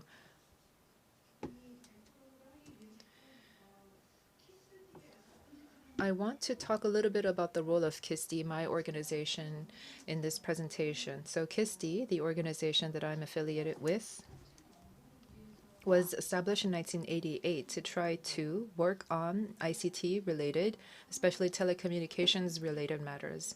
And we have continued to develop, along with the developments of the telco industry in Korea. At the time, however, we were focusing on telecommunication, and in the 1990s, we focused on internet, and in the 21st century, we've been focusing on digital matters. Now we look at internet broadcast, telecommunication, various different digital related matters, and the social repercussions related to these issues. So we are engaged in research in this at our government-sponsored research institution.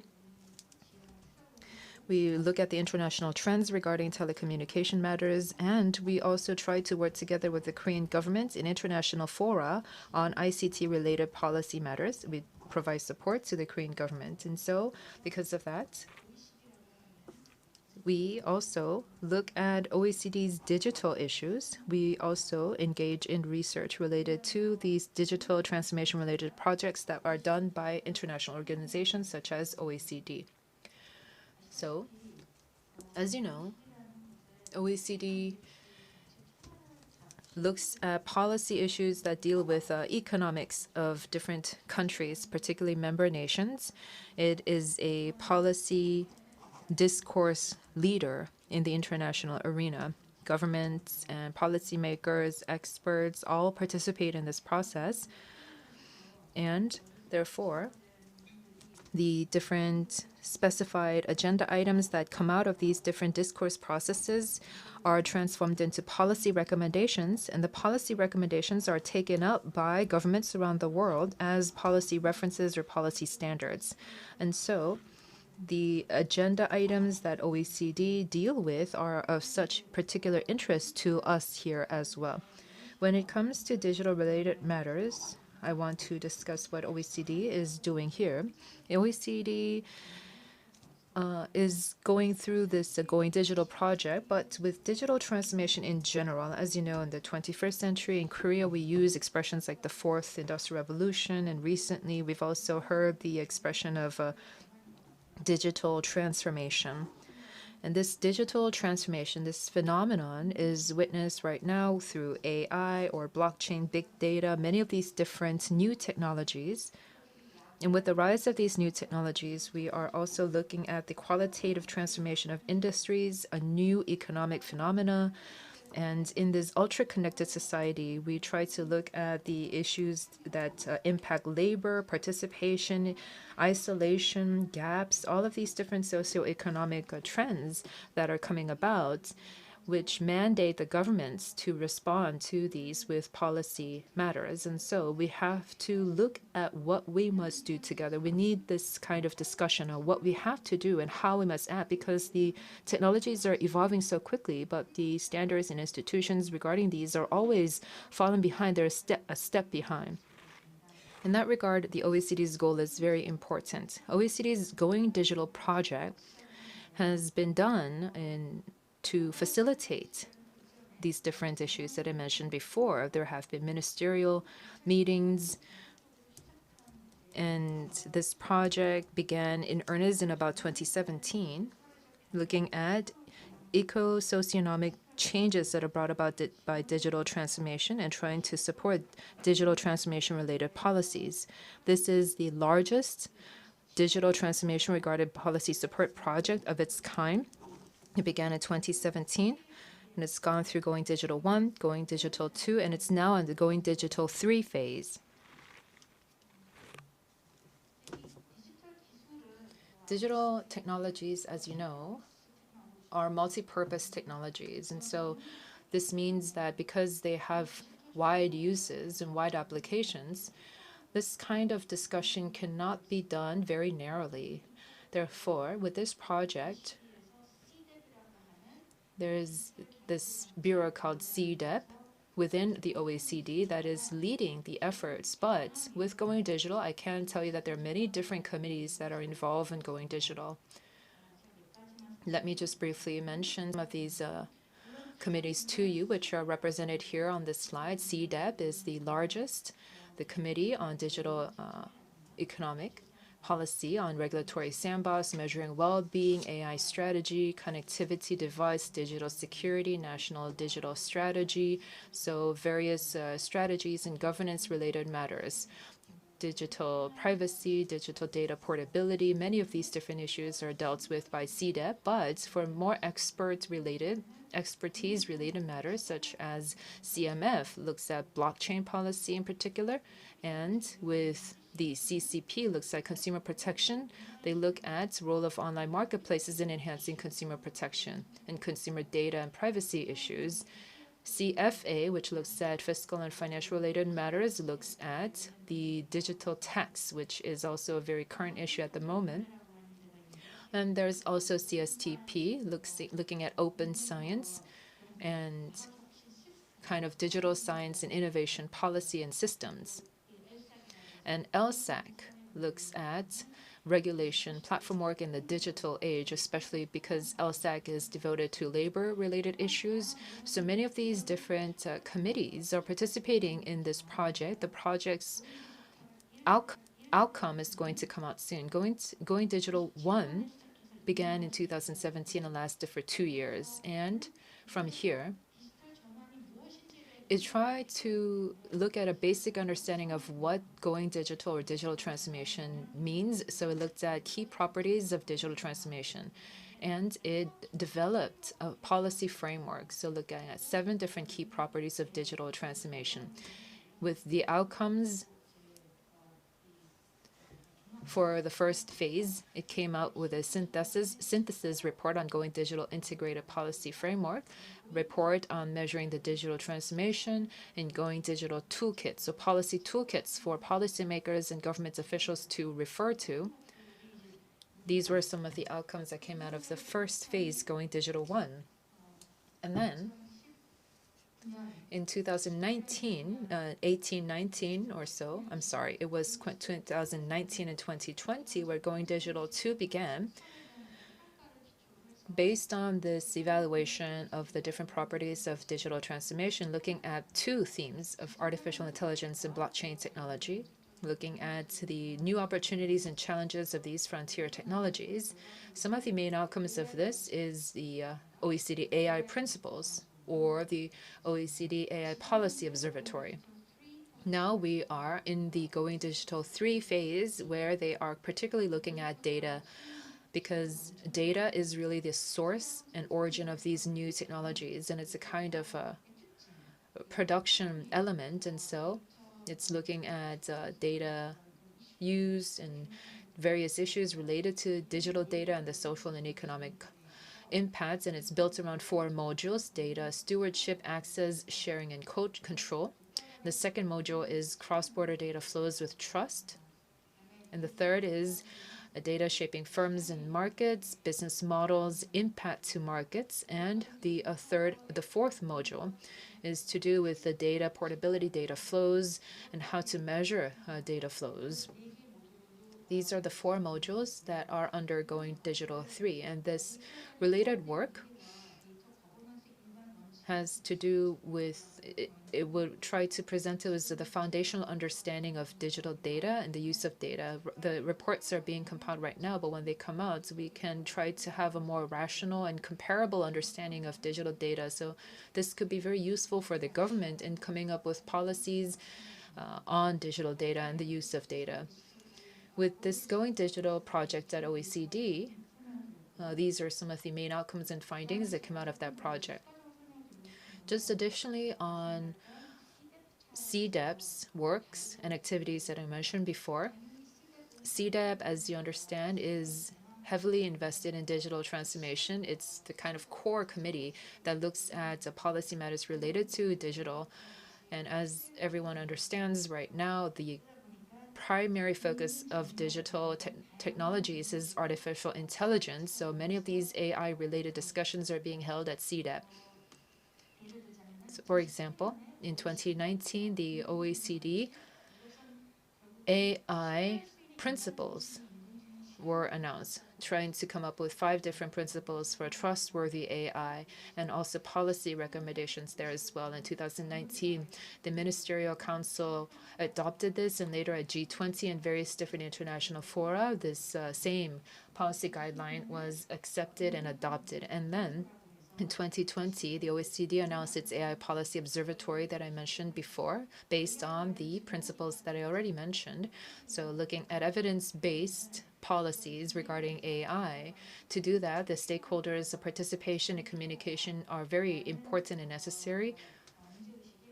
Well, based on that, they created this online platform for AI policy, looking at AI principles, implementation, the guidelines, and different reference materials on this are included, and different national governments' action plans and their recommendations, and OECD's partner organizations, different data on measuring AI-related data. So all of these different information is included in the observatory platform. And there is an OECD AI networks of experts that are also being implemented. So some experts with expertise in this issue are brought into this kind of roundtable where they look at categorization of AI-related technology, looking at case examples of AI use cases, and government's policies related to AI, and doing analysis of these policies are done by these experts. Because data governance has been a very big issue, they also look at data accessibility, sharing, and use of data. They're focusing on this with this network of experts, and they are trying to come up with the policy guidance to submit to different national governments.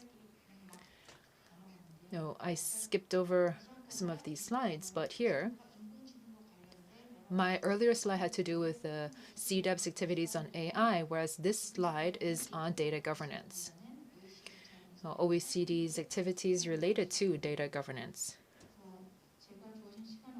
I don't have a lot of time, so I just want to touch upon what Korea is doing in terms of its cooperation with OECD, with going digital. As I mentioned before, this at the OECD level is being done by multiple committees, and KIST, the research institute that I'm in, we are monitoring all of these different activities, but we cannot monitor each and every all of these different activities on our own. So I can just try to give you a slice of what I know. We're engaged in research and monitoring of what CDEP is doing at OECD, but Korea is known as an ICT powerhouse. But when it comes to digital transformation and our response, Korea's response to digital transformation, it's difficult to say that Korea's response is meaningfully different from other countries' response, because this is such a new trend to all of us. So Korea is actively participating with other countries in trying to respond to this issue.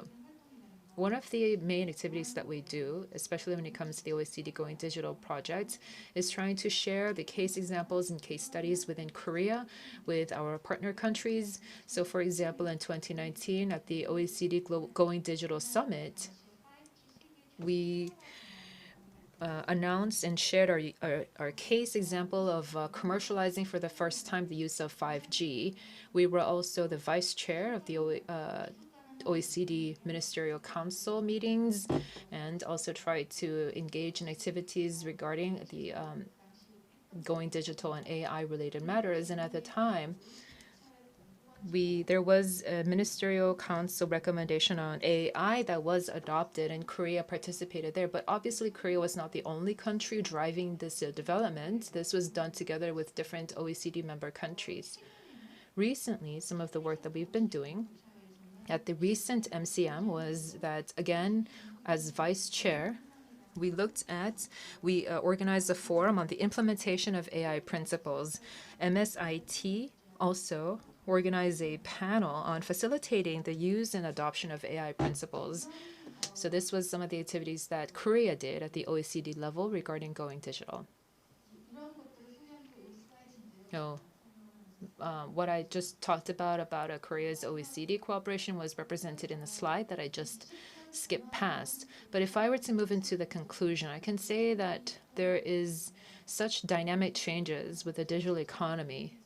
So when it comes to policy response to these changes in the digital economy, countries have to engage in really very much fast and dynamic sharing and cooperation with case examples. And I do think personally that OECD is the best medium for this kind of exchange. And the reason for that is because for the member countries to engage in information exchange, the number of countries here is, I think, appropriate. If there are too many countries, if the membership is too broad, then it would be very difficult to do. But the fact that OECD has like-minded countries, it's a smaller group of like-minded countries that can share in these policy objectives. I think that is very meaningful and very helpful. And recently, one of the trends is inclusive digital transformation.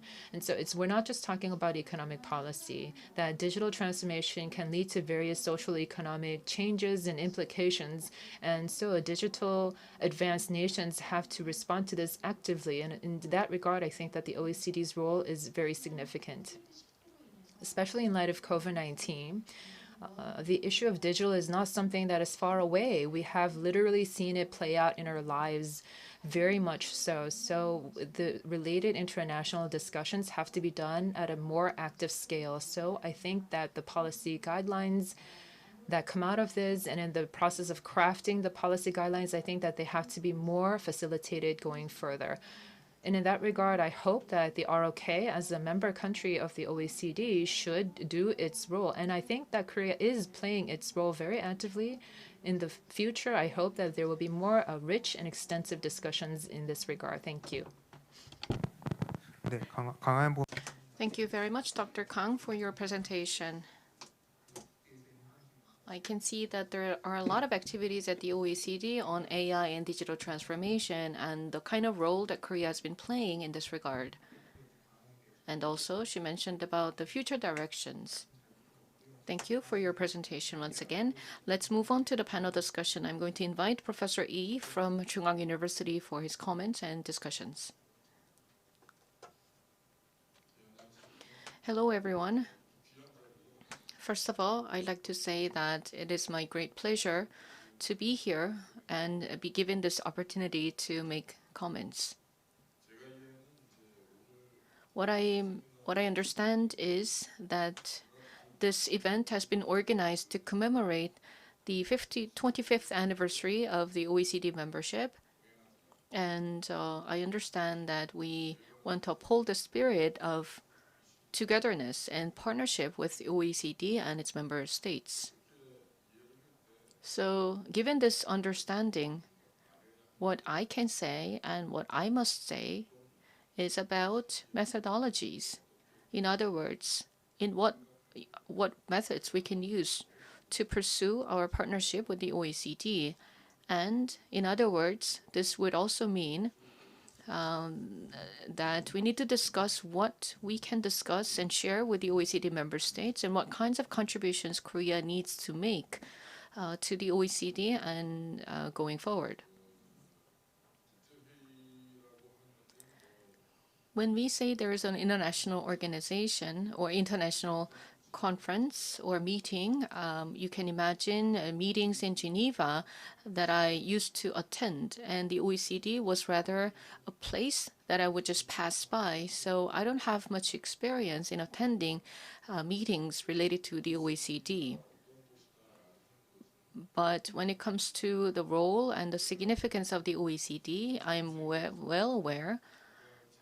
And it is my understanding that the OECD is an organization where global experts gather and discuss important issues. So in this context, I believe that there are many issues that Korea can discuss and share with the OECD, and we have to be on the same page with the OECD. And I would like to say that there's a very high level of expectation. And when it comes to digital transformation, since 2017, the OECD has been carrying out various activities. I am not here to mention what to add or what to subtract from the OECD programs and initiatives, but rather, I think we need to focus on what Korea can add to this entire discourse and discussions on digital transformation. I would like to say that Korea is moving ahead of the other countries, relatively speaking, when it comes to the digital transformation. This means that Korea is one of the few countries that have gone through some trials and errors. And of course, we're still at an early stage. We cannot talk about mistakes per se, because we have a very short history of digital transformation. But once again, I think it's very meaningful that Korea shares its experiences with the OECD member countries. So in this regard, I'd like to talk about supply across border. So cross-border supply is what I want to mention. So this cross-border supply traditionally was a default transaction method of goods. So in this type of transaction, producers of goods would deliver these goods to consumers in other countries by means of logistics and transportation. So the goods would be delivered, but there is no need for face-to-face interaction between the producers and the consumers. So from this goods transaction or goods delivery perspective, this would mean that there would be no possibility of service supply, because services are provided basically face-to-face, and once services are provided, then there's nothing left. It is very intangible, and there's nothing left, and there's nothing to be recorded. So when I was in college in the 1980s, when I read theories on international trade, we thought that services were non-tradable goods or non-tradable things. But later, I began to attend WTO meetings in the 1990s. It was actually the mid-1990s when the Uruguay round was completed. And one of the outcomes of the Uruguay round was cross-border supply of services, which was a very innovative concept. So when you look at the WTO agreements, you can find GATTs or GATS, the General Agreement on the Trade of Services. This is actually about cross-border supply of services, and it very clearly stipulates that there's mode 1 for service supply. But at that time, when I was attending these WTO meetings, I was not really able to understand how the cross-border delivery or cross-border supply of services would actually take place. And I had chances to talk with people from other countries as well. And a lot of people were still pondering upon the concept behind cross-border supply of services, because at that time, mode 1, whether or to what degree the mode 1 would expand going forward, was not fully understood. And at that time, many countries were engaged in the follow-up rounds of the Uruguay round, and there was less resistance to the opening of the cross-border supply of services. So regarding service trade, because services would ultimately have to be delivered face-to-face, so FDI would be the medium of supply of such services. In other words, mode 3, or commercial presence, would have to be done. It would be the precondition for service supply. But I remember it was 2005. That was about 10 years after the WTO. And so mid-1990s, there was this discussions at the Uruguay round, and there was a symposium a decade later. And at that time, mode 1, cross-border cross-border supply was the topic at the time of the WTO meeting in 2005. And there, experts mentioned that ICT is developing really rapidly, so mode 1 would become very important for services as well. And they warned that these would cause a lot of concerns for the authorities. And this was rather a warning from the experts about the development of digital technology, because if it is mode 1, this means that service providers do not have the commercial presence in the destination countries. So even if the authorities wish to regulate these activities, it would be practically impossible to regulate these service provisions.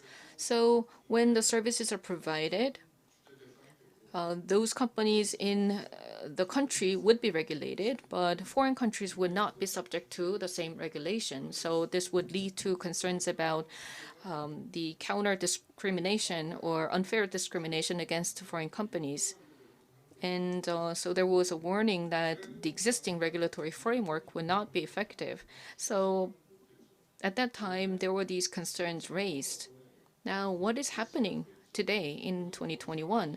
This is already happening. So in terms of service trade, there's no need for face-to-face interactions between service suppliers and service consumers. Including Chungang University, most universities around the world were able to offer education despite the pandemic, and we're holding virtual seminars and virtual classes. And now in the textbooks on international trade, there's no mentioning that services are untradeable. So the cross-border supply of services and the mode 1, the key here is data and online platform.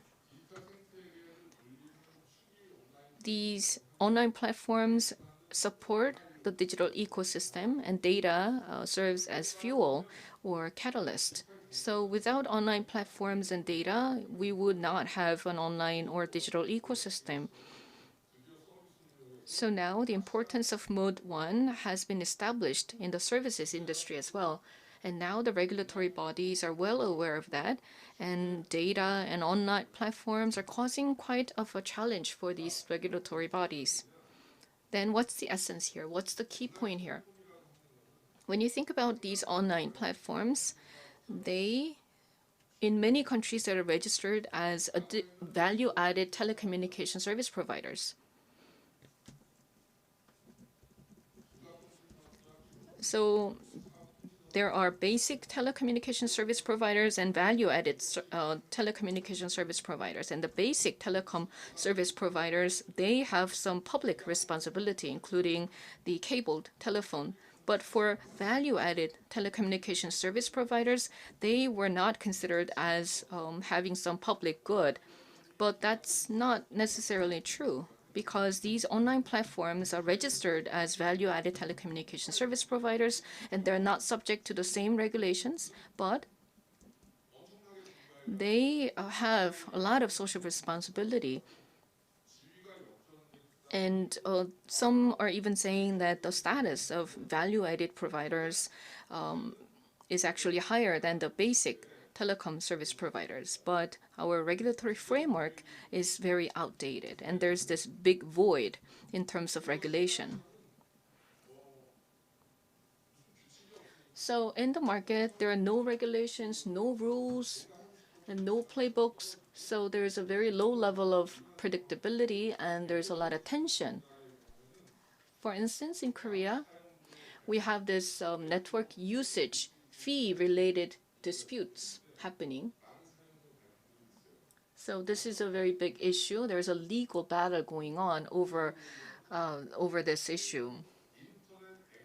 In other words, there is internet service access service providers, the broadband service providers. They are considered as infrastructure service providers. So we have these basic service providers, and then we have the online content providers, and there's a big dispute, actual legal case between these two sides regarding the internet access or network usage fee. And also there are controversies over in-app purchases. And when you take a look at the newspaper, you would see that Korea is the first country in creating a legislation on banning the in-app purchases.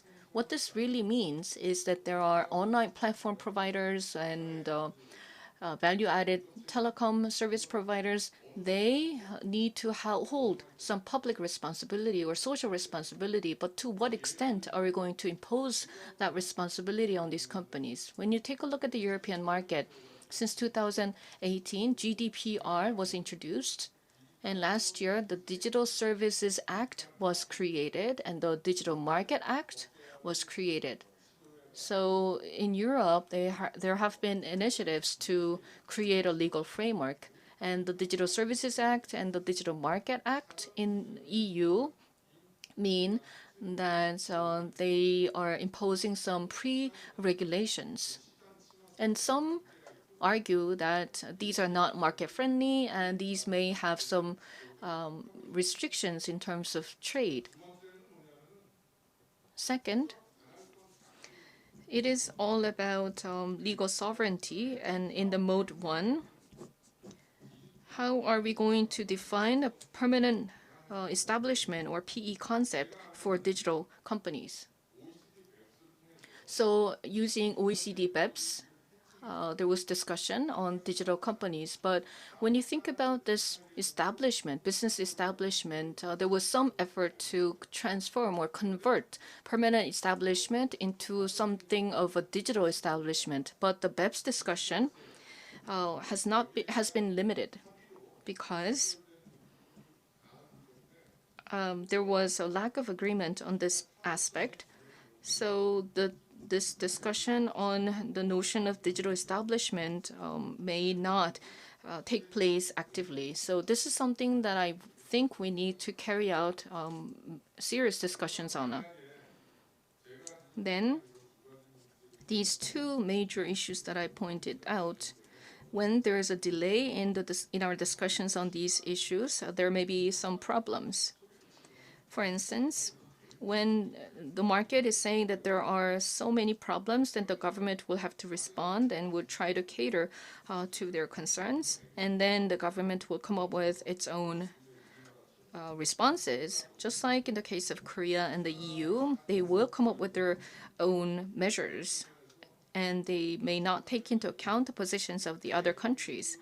Then, ultimately, you may end up having or creating policies and regulations that will put the others at disadvantage.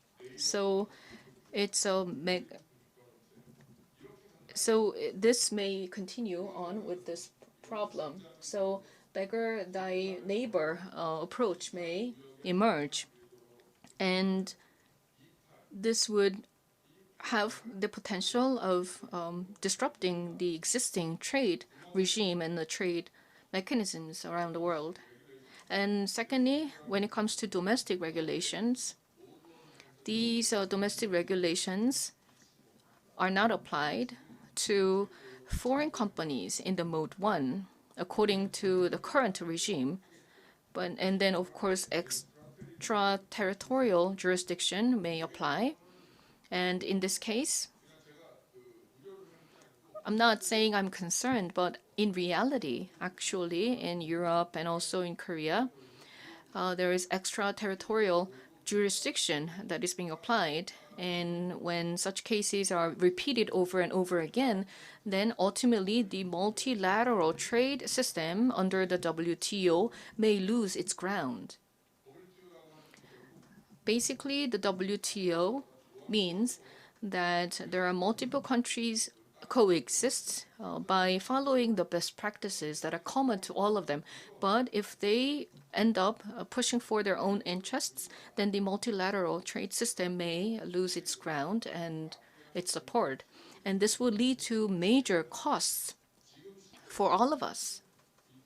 Because now we are living in this digital era, and these online platforms, they are different from the past financial or other businesses, because these online platforms are actually serving as infrastructure for many economic activities. And in this regard, what can Korea do? What kind of contribution can we make? When it comes to digital transformation, I think Korea is a place where regulations are being tested. And at the same time, we have a very dynamic digital ecosystem. And we have many success cases as well. The Squid Game was a mega hit, and it is so popular all over the world. But in this process, in Korea, there are many heated debates going on. There is this analog paradigm and the digital paradigm. And there's this tug of war between the two paradigms. And we have these domestic companies versus foreign companies, and the traditional commercial districts versus online commercial spaces, and a competition between some government agencies. So we have multi-dimensional conflicts going on in Korea. And in addition, when you take a look at the legislations related to digital ecosystem, the pace is really fast and it is pretty hardliners. And we have this mass production system. So overnight, there's a new law. So the pace is really fast. And there are many complementary laws and regulations created. And the pace in Korea is very different from what's happening in Europe or the US, because now at the National Assembly in Korea, these lawmakers are very diligent and hardworking. But as far as I know, there's a saying in Korea, there's a saying that if you want to go fast, you go alone. But if you want to go further, then you have to go together. And this is a saying that I heard. And so moving on to the online platform regulation, is it a matter that we need to act quickly, or is it a matter that we need to take a more long-term perspective? When you think about the technological, regulatory, and economic aspects of the online platforms, these all need to be considered. And collective wisdom and collective intelligence is really needed in trying to deal with the online platforms. And only when we all work together, we can come up with better solutions. So in this context,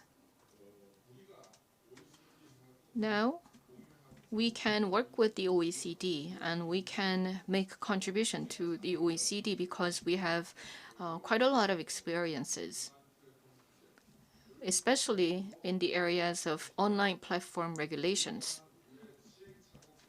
And our trials and errors and our experiences regarding our efforts to regulate the online platforms will provide valuable insights for the OECD. Thank you.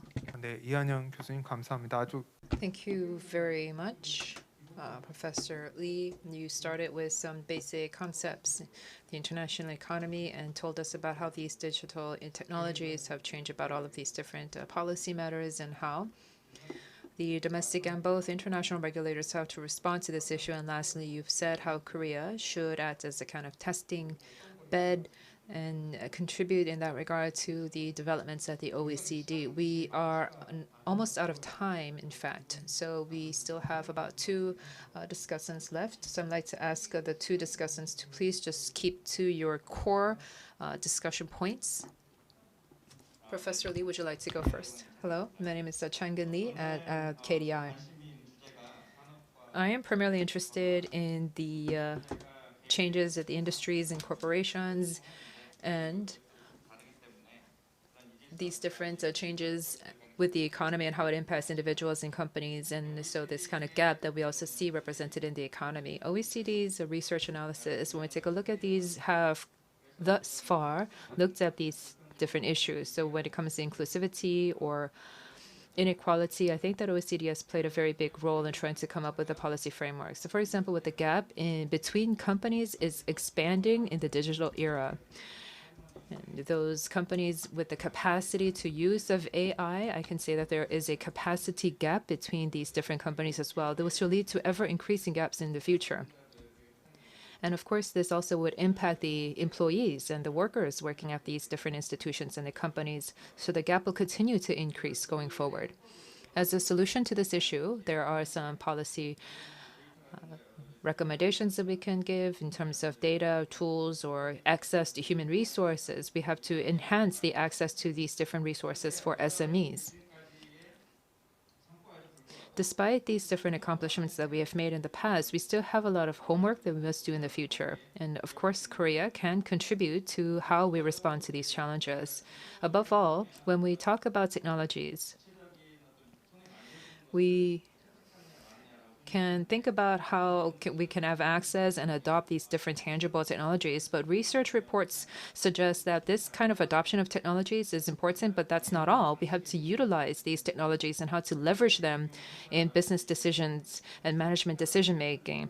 And so this means that digital literacy does not just have to do with using smartphones, but it talks about some kind of a different ability, how you can organizationally use AI and big data and try to enhance business management decision-making skills.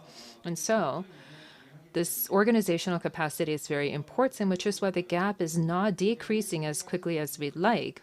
What OECD can do is it can test out different policies, and within different institutions, because there are so many member countries, they can look at these different use cases and try to provide different policy recommendations for different use cases. I have personally been involved in research for smart factories, and when it comes to smart factories, I can say that there are these companies that make very good use of smart factories, and I also wanted to look at how we can enhance human potential in using smart factories. Germany has been the front runner in this, so we can benchmark Germany's case.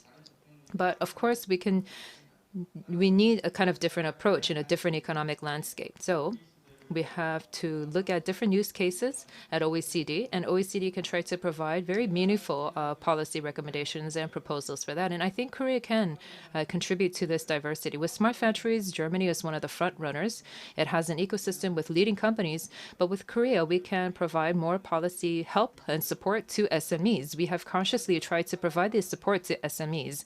So in line of this, we can provide this evaluation to OECD and also receive feedback from the OECD. So going forward, we can try to have a mutually beneficial kind of response to the digital era going forward and kind of respond to this gap between companies that is continuing to grow. Thank you. Thank you very much.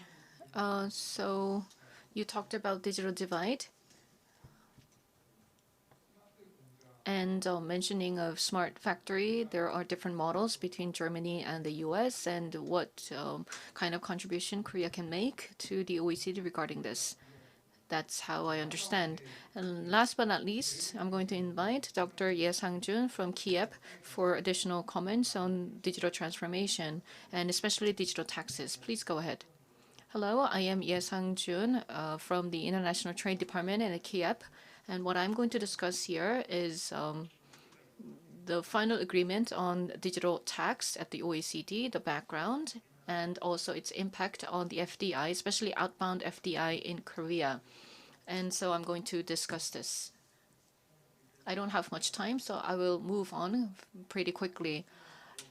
Since the past, the OECD has provided international taxation models, especially the model taxation will be provided from the OECD. So it is serving as a template and guideline. And so because of these guidelines, the international community was able to have more harmonized tax policies. Now, digital economy is growing really rapidly. So there are many multinational enterprises and there are issues of tax avoidance. So BEPS, base erosion and profit shifting discussions have been taking place for a long time, so that countries can respond to this issue.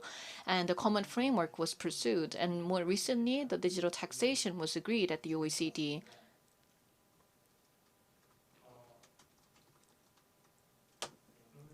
Now, in this digital economy, what kinds of issues can take place with respect to tax avoidance? Even before a digital economy emerged, multinational enterprises avoided paying taxes by shifting their profit. So their profits generated in high taxation countries to low tax rate countries so that they can reduce burden on taxation. So that was basically the profit shifting practices of many multinational companies.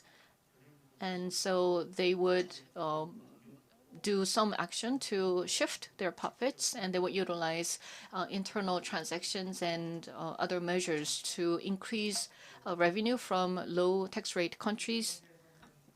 But in the digital economy, there's another issue that can take place, as Professor Lee mentioned. We don't have a clear understanding of the permanent establishment. So under the existing regime, the PE has to be the basis for taxation, and the profit generated from the PE will be taxed in the jurisdiction where the PE is located. However, the digital economy, companies headquartered in other countries can generate profit by providing services in Korea, even though they don't have a commercial presence in Korea. One good example is Google. Google has service located in Singapore, but they provide services to Korean users. And there are many app market revenues. They are not recognized as revenue in Korea, but they're recognized as revenue taking place in Singapore. So this means that all the sales in Korea would reduce and the sales in Singapore would increase accordingly. Therefore, they would avoid paying corporate taxes in Korea. This is, even though the source of profit is in Korea, they would pay taxes to foreign authorities. So this is a new challenge that was faced by the OECD countries. So then how can we find a way to make this connection between a profit source and profit taxation? And initially, there were discussions on expanding the definition of PE, but gradually they realized that the extension of the PE concept would not be efficient because they needed a more simplified and more manageable approach. So that's BEPS Pillar 1 related issue.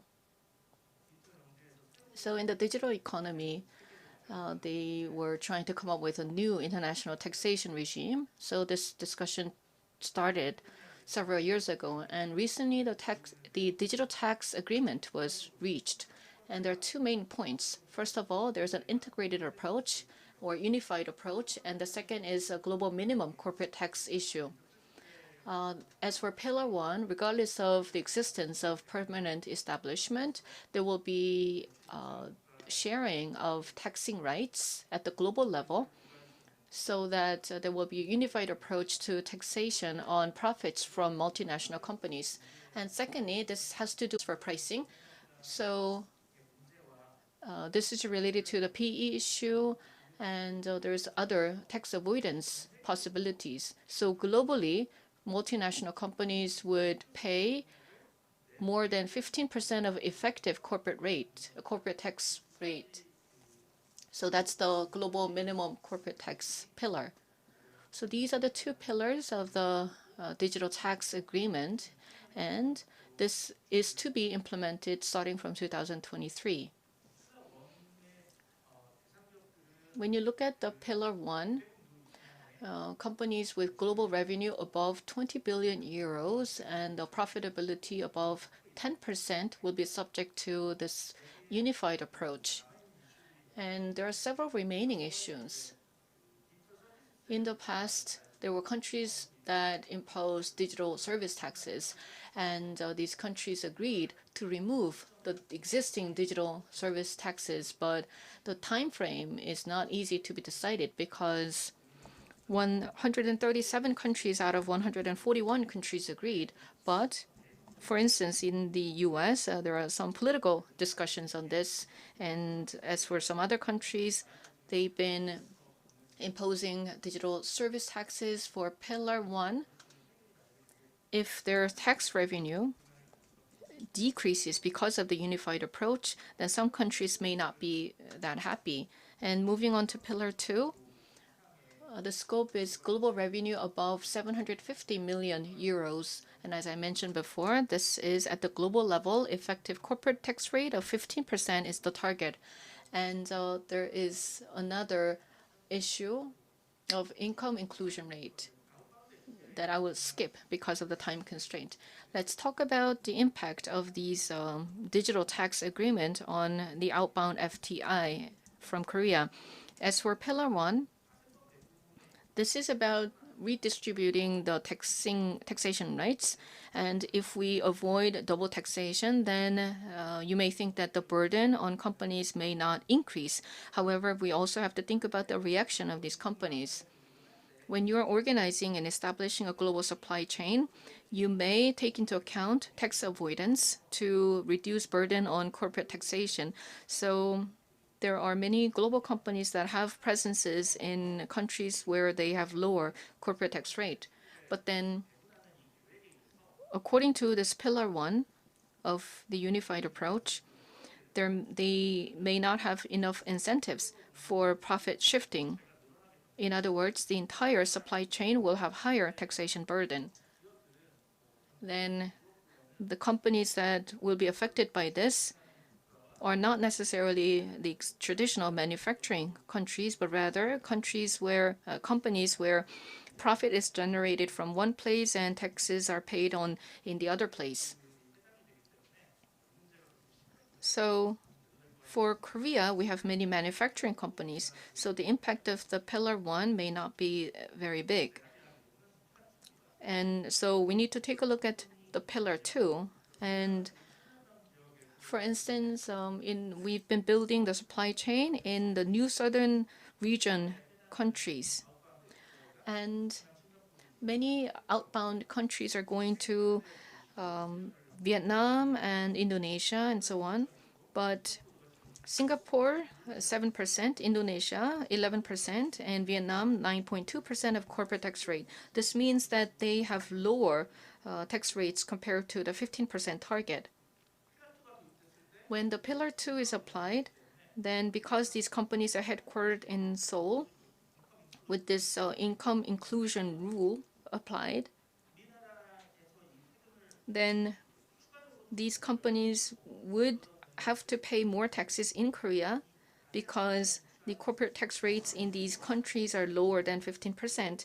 So this means that companies would have to bear more burden for tax payment, and this would potentially lead to loss of competitiveness for these companies. But then we have this outbound FTI to Vietnam, Singapore, and Indonesia may continue nevertheless, because when we advanced into these economies, these markets, we did not go into these markets for the sake of taxation, but for the sake of supply chain competitiveness. So this may not have a huge impact, but this will have some impact to a limited degree. And there may be some positive aspects of the digital tax agreement at the OECD on Korean companies, especially the digital and online companies. I mentioned about the example of Google and also Netflix. When Korean companies compete with Google or Netflix or other global companies, there may be some disadvantages that Korean companies had to suffer because of the tax differences. But I believe that with the digital tax agreement, some of these online companies will benefit. Thank you. 감사합니다. 이제. Thank you very much, Dr. Ye. You've told us a little bit about the agreements made on the digital tax and its impacts going forward. We are way behind schedule, but if there are any questions from the floor, we would like to entertain the questions now. Are there any questions?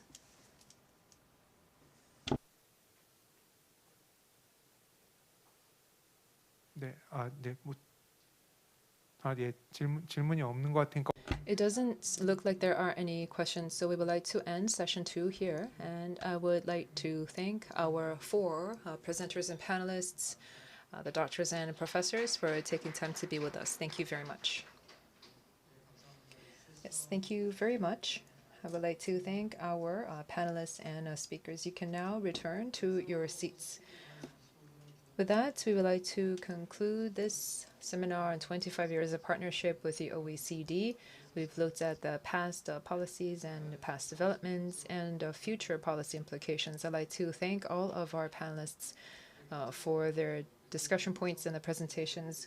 Lastly, we'd like to hear from Lee Sung-ho, Deputy Minister for Economic Affairs at MOFA, for his closing remarks.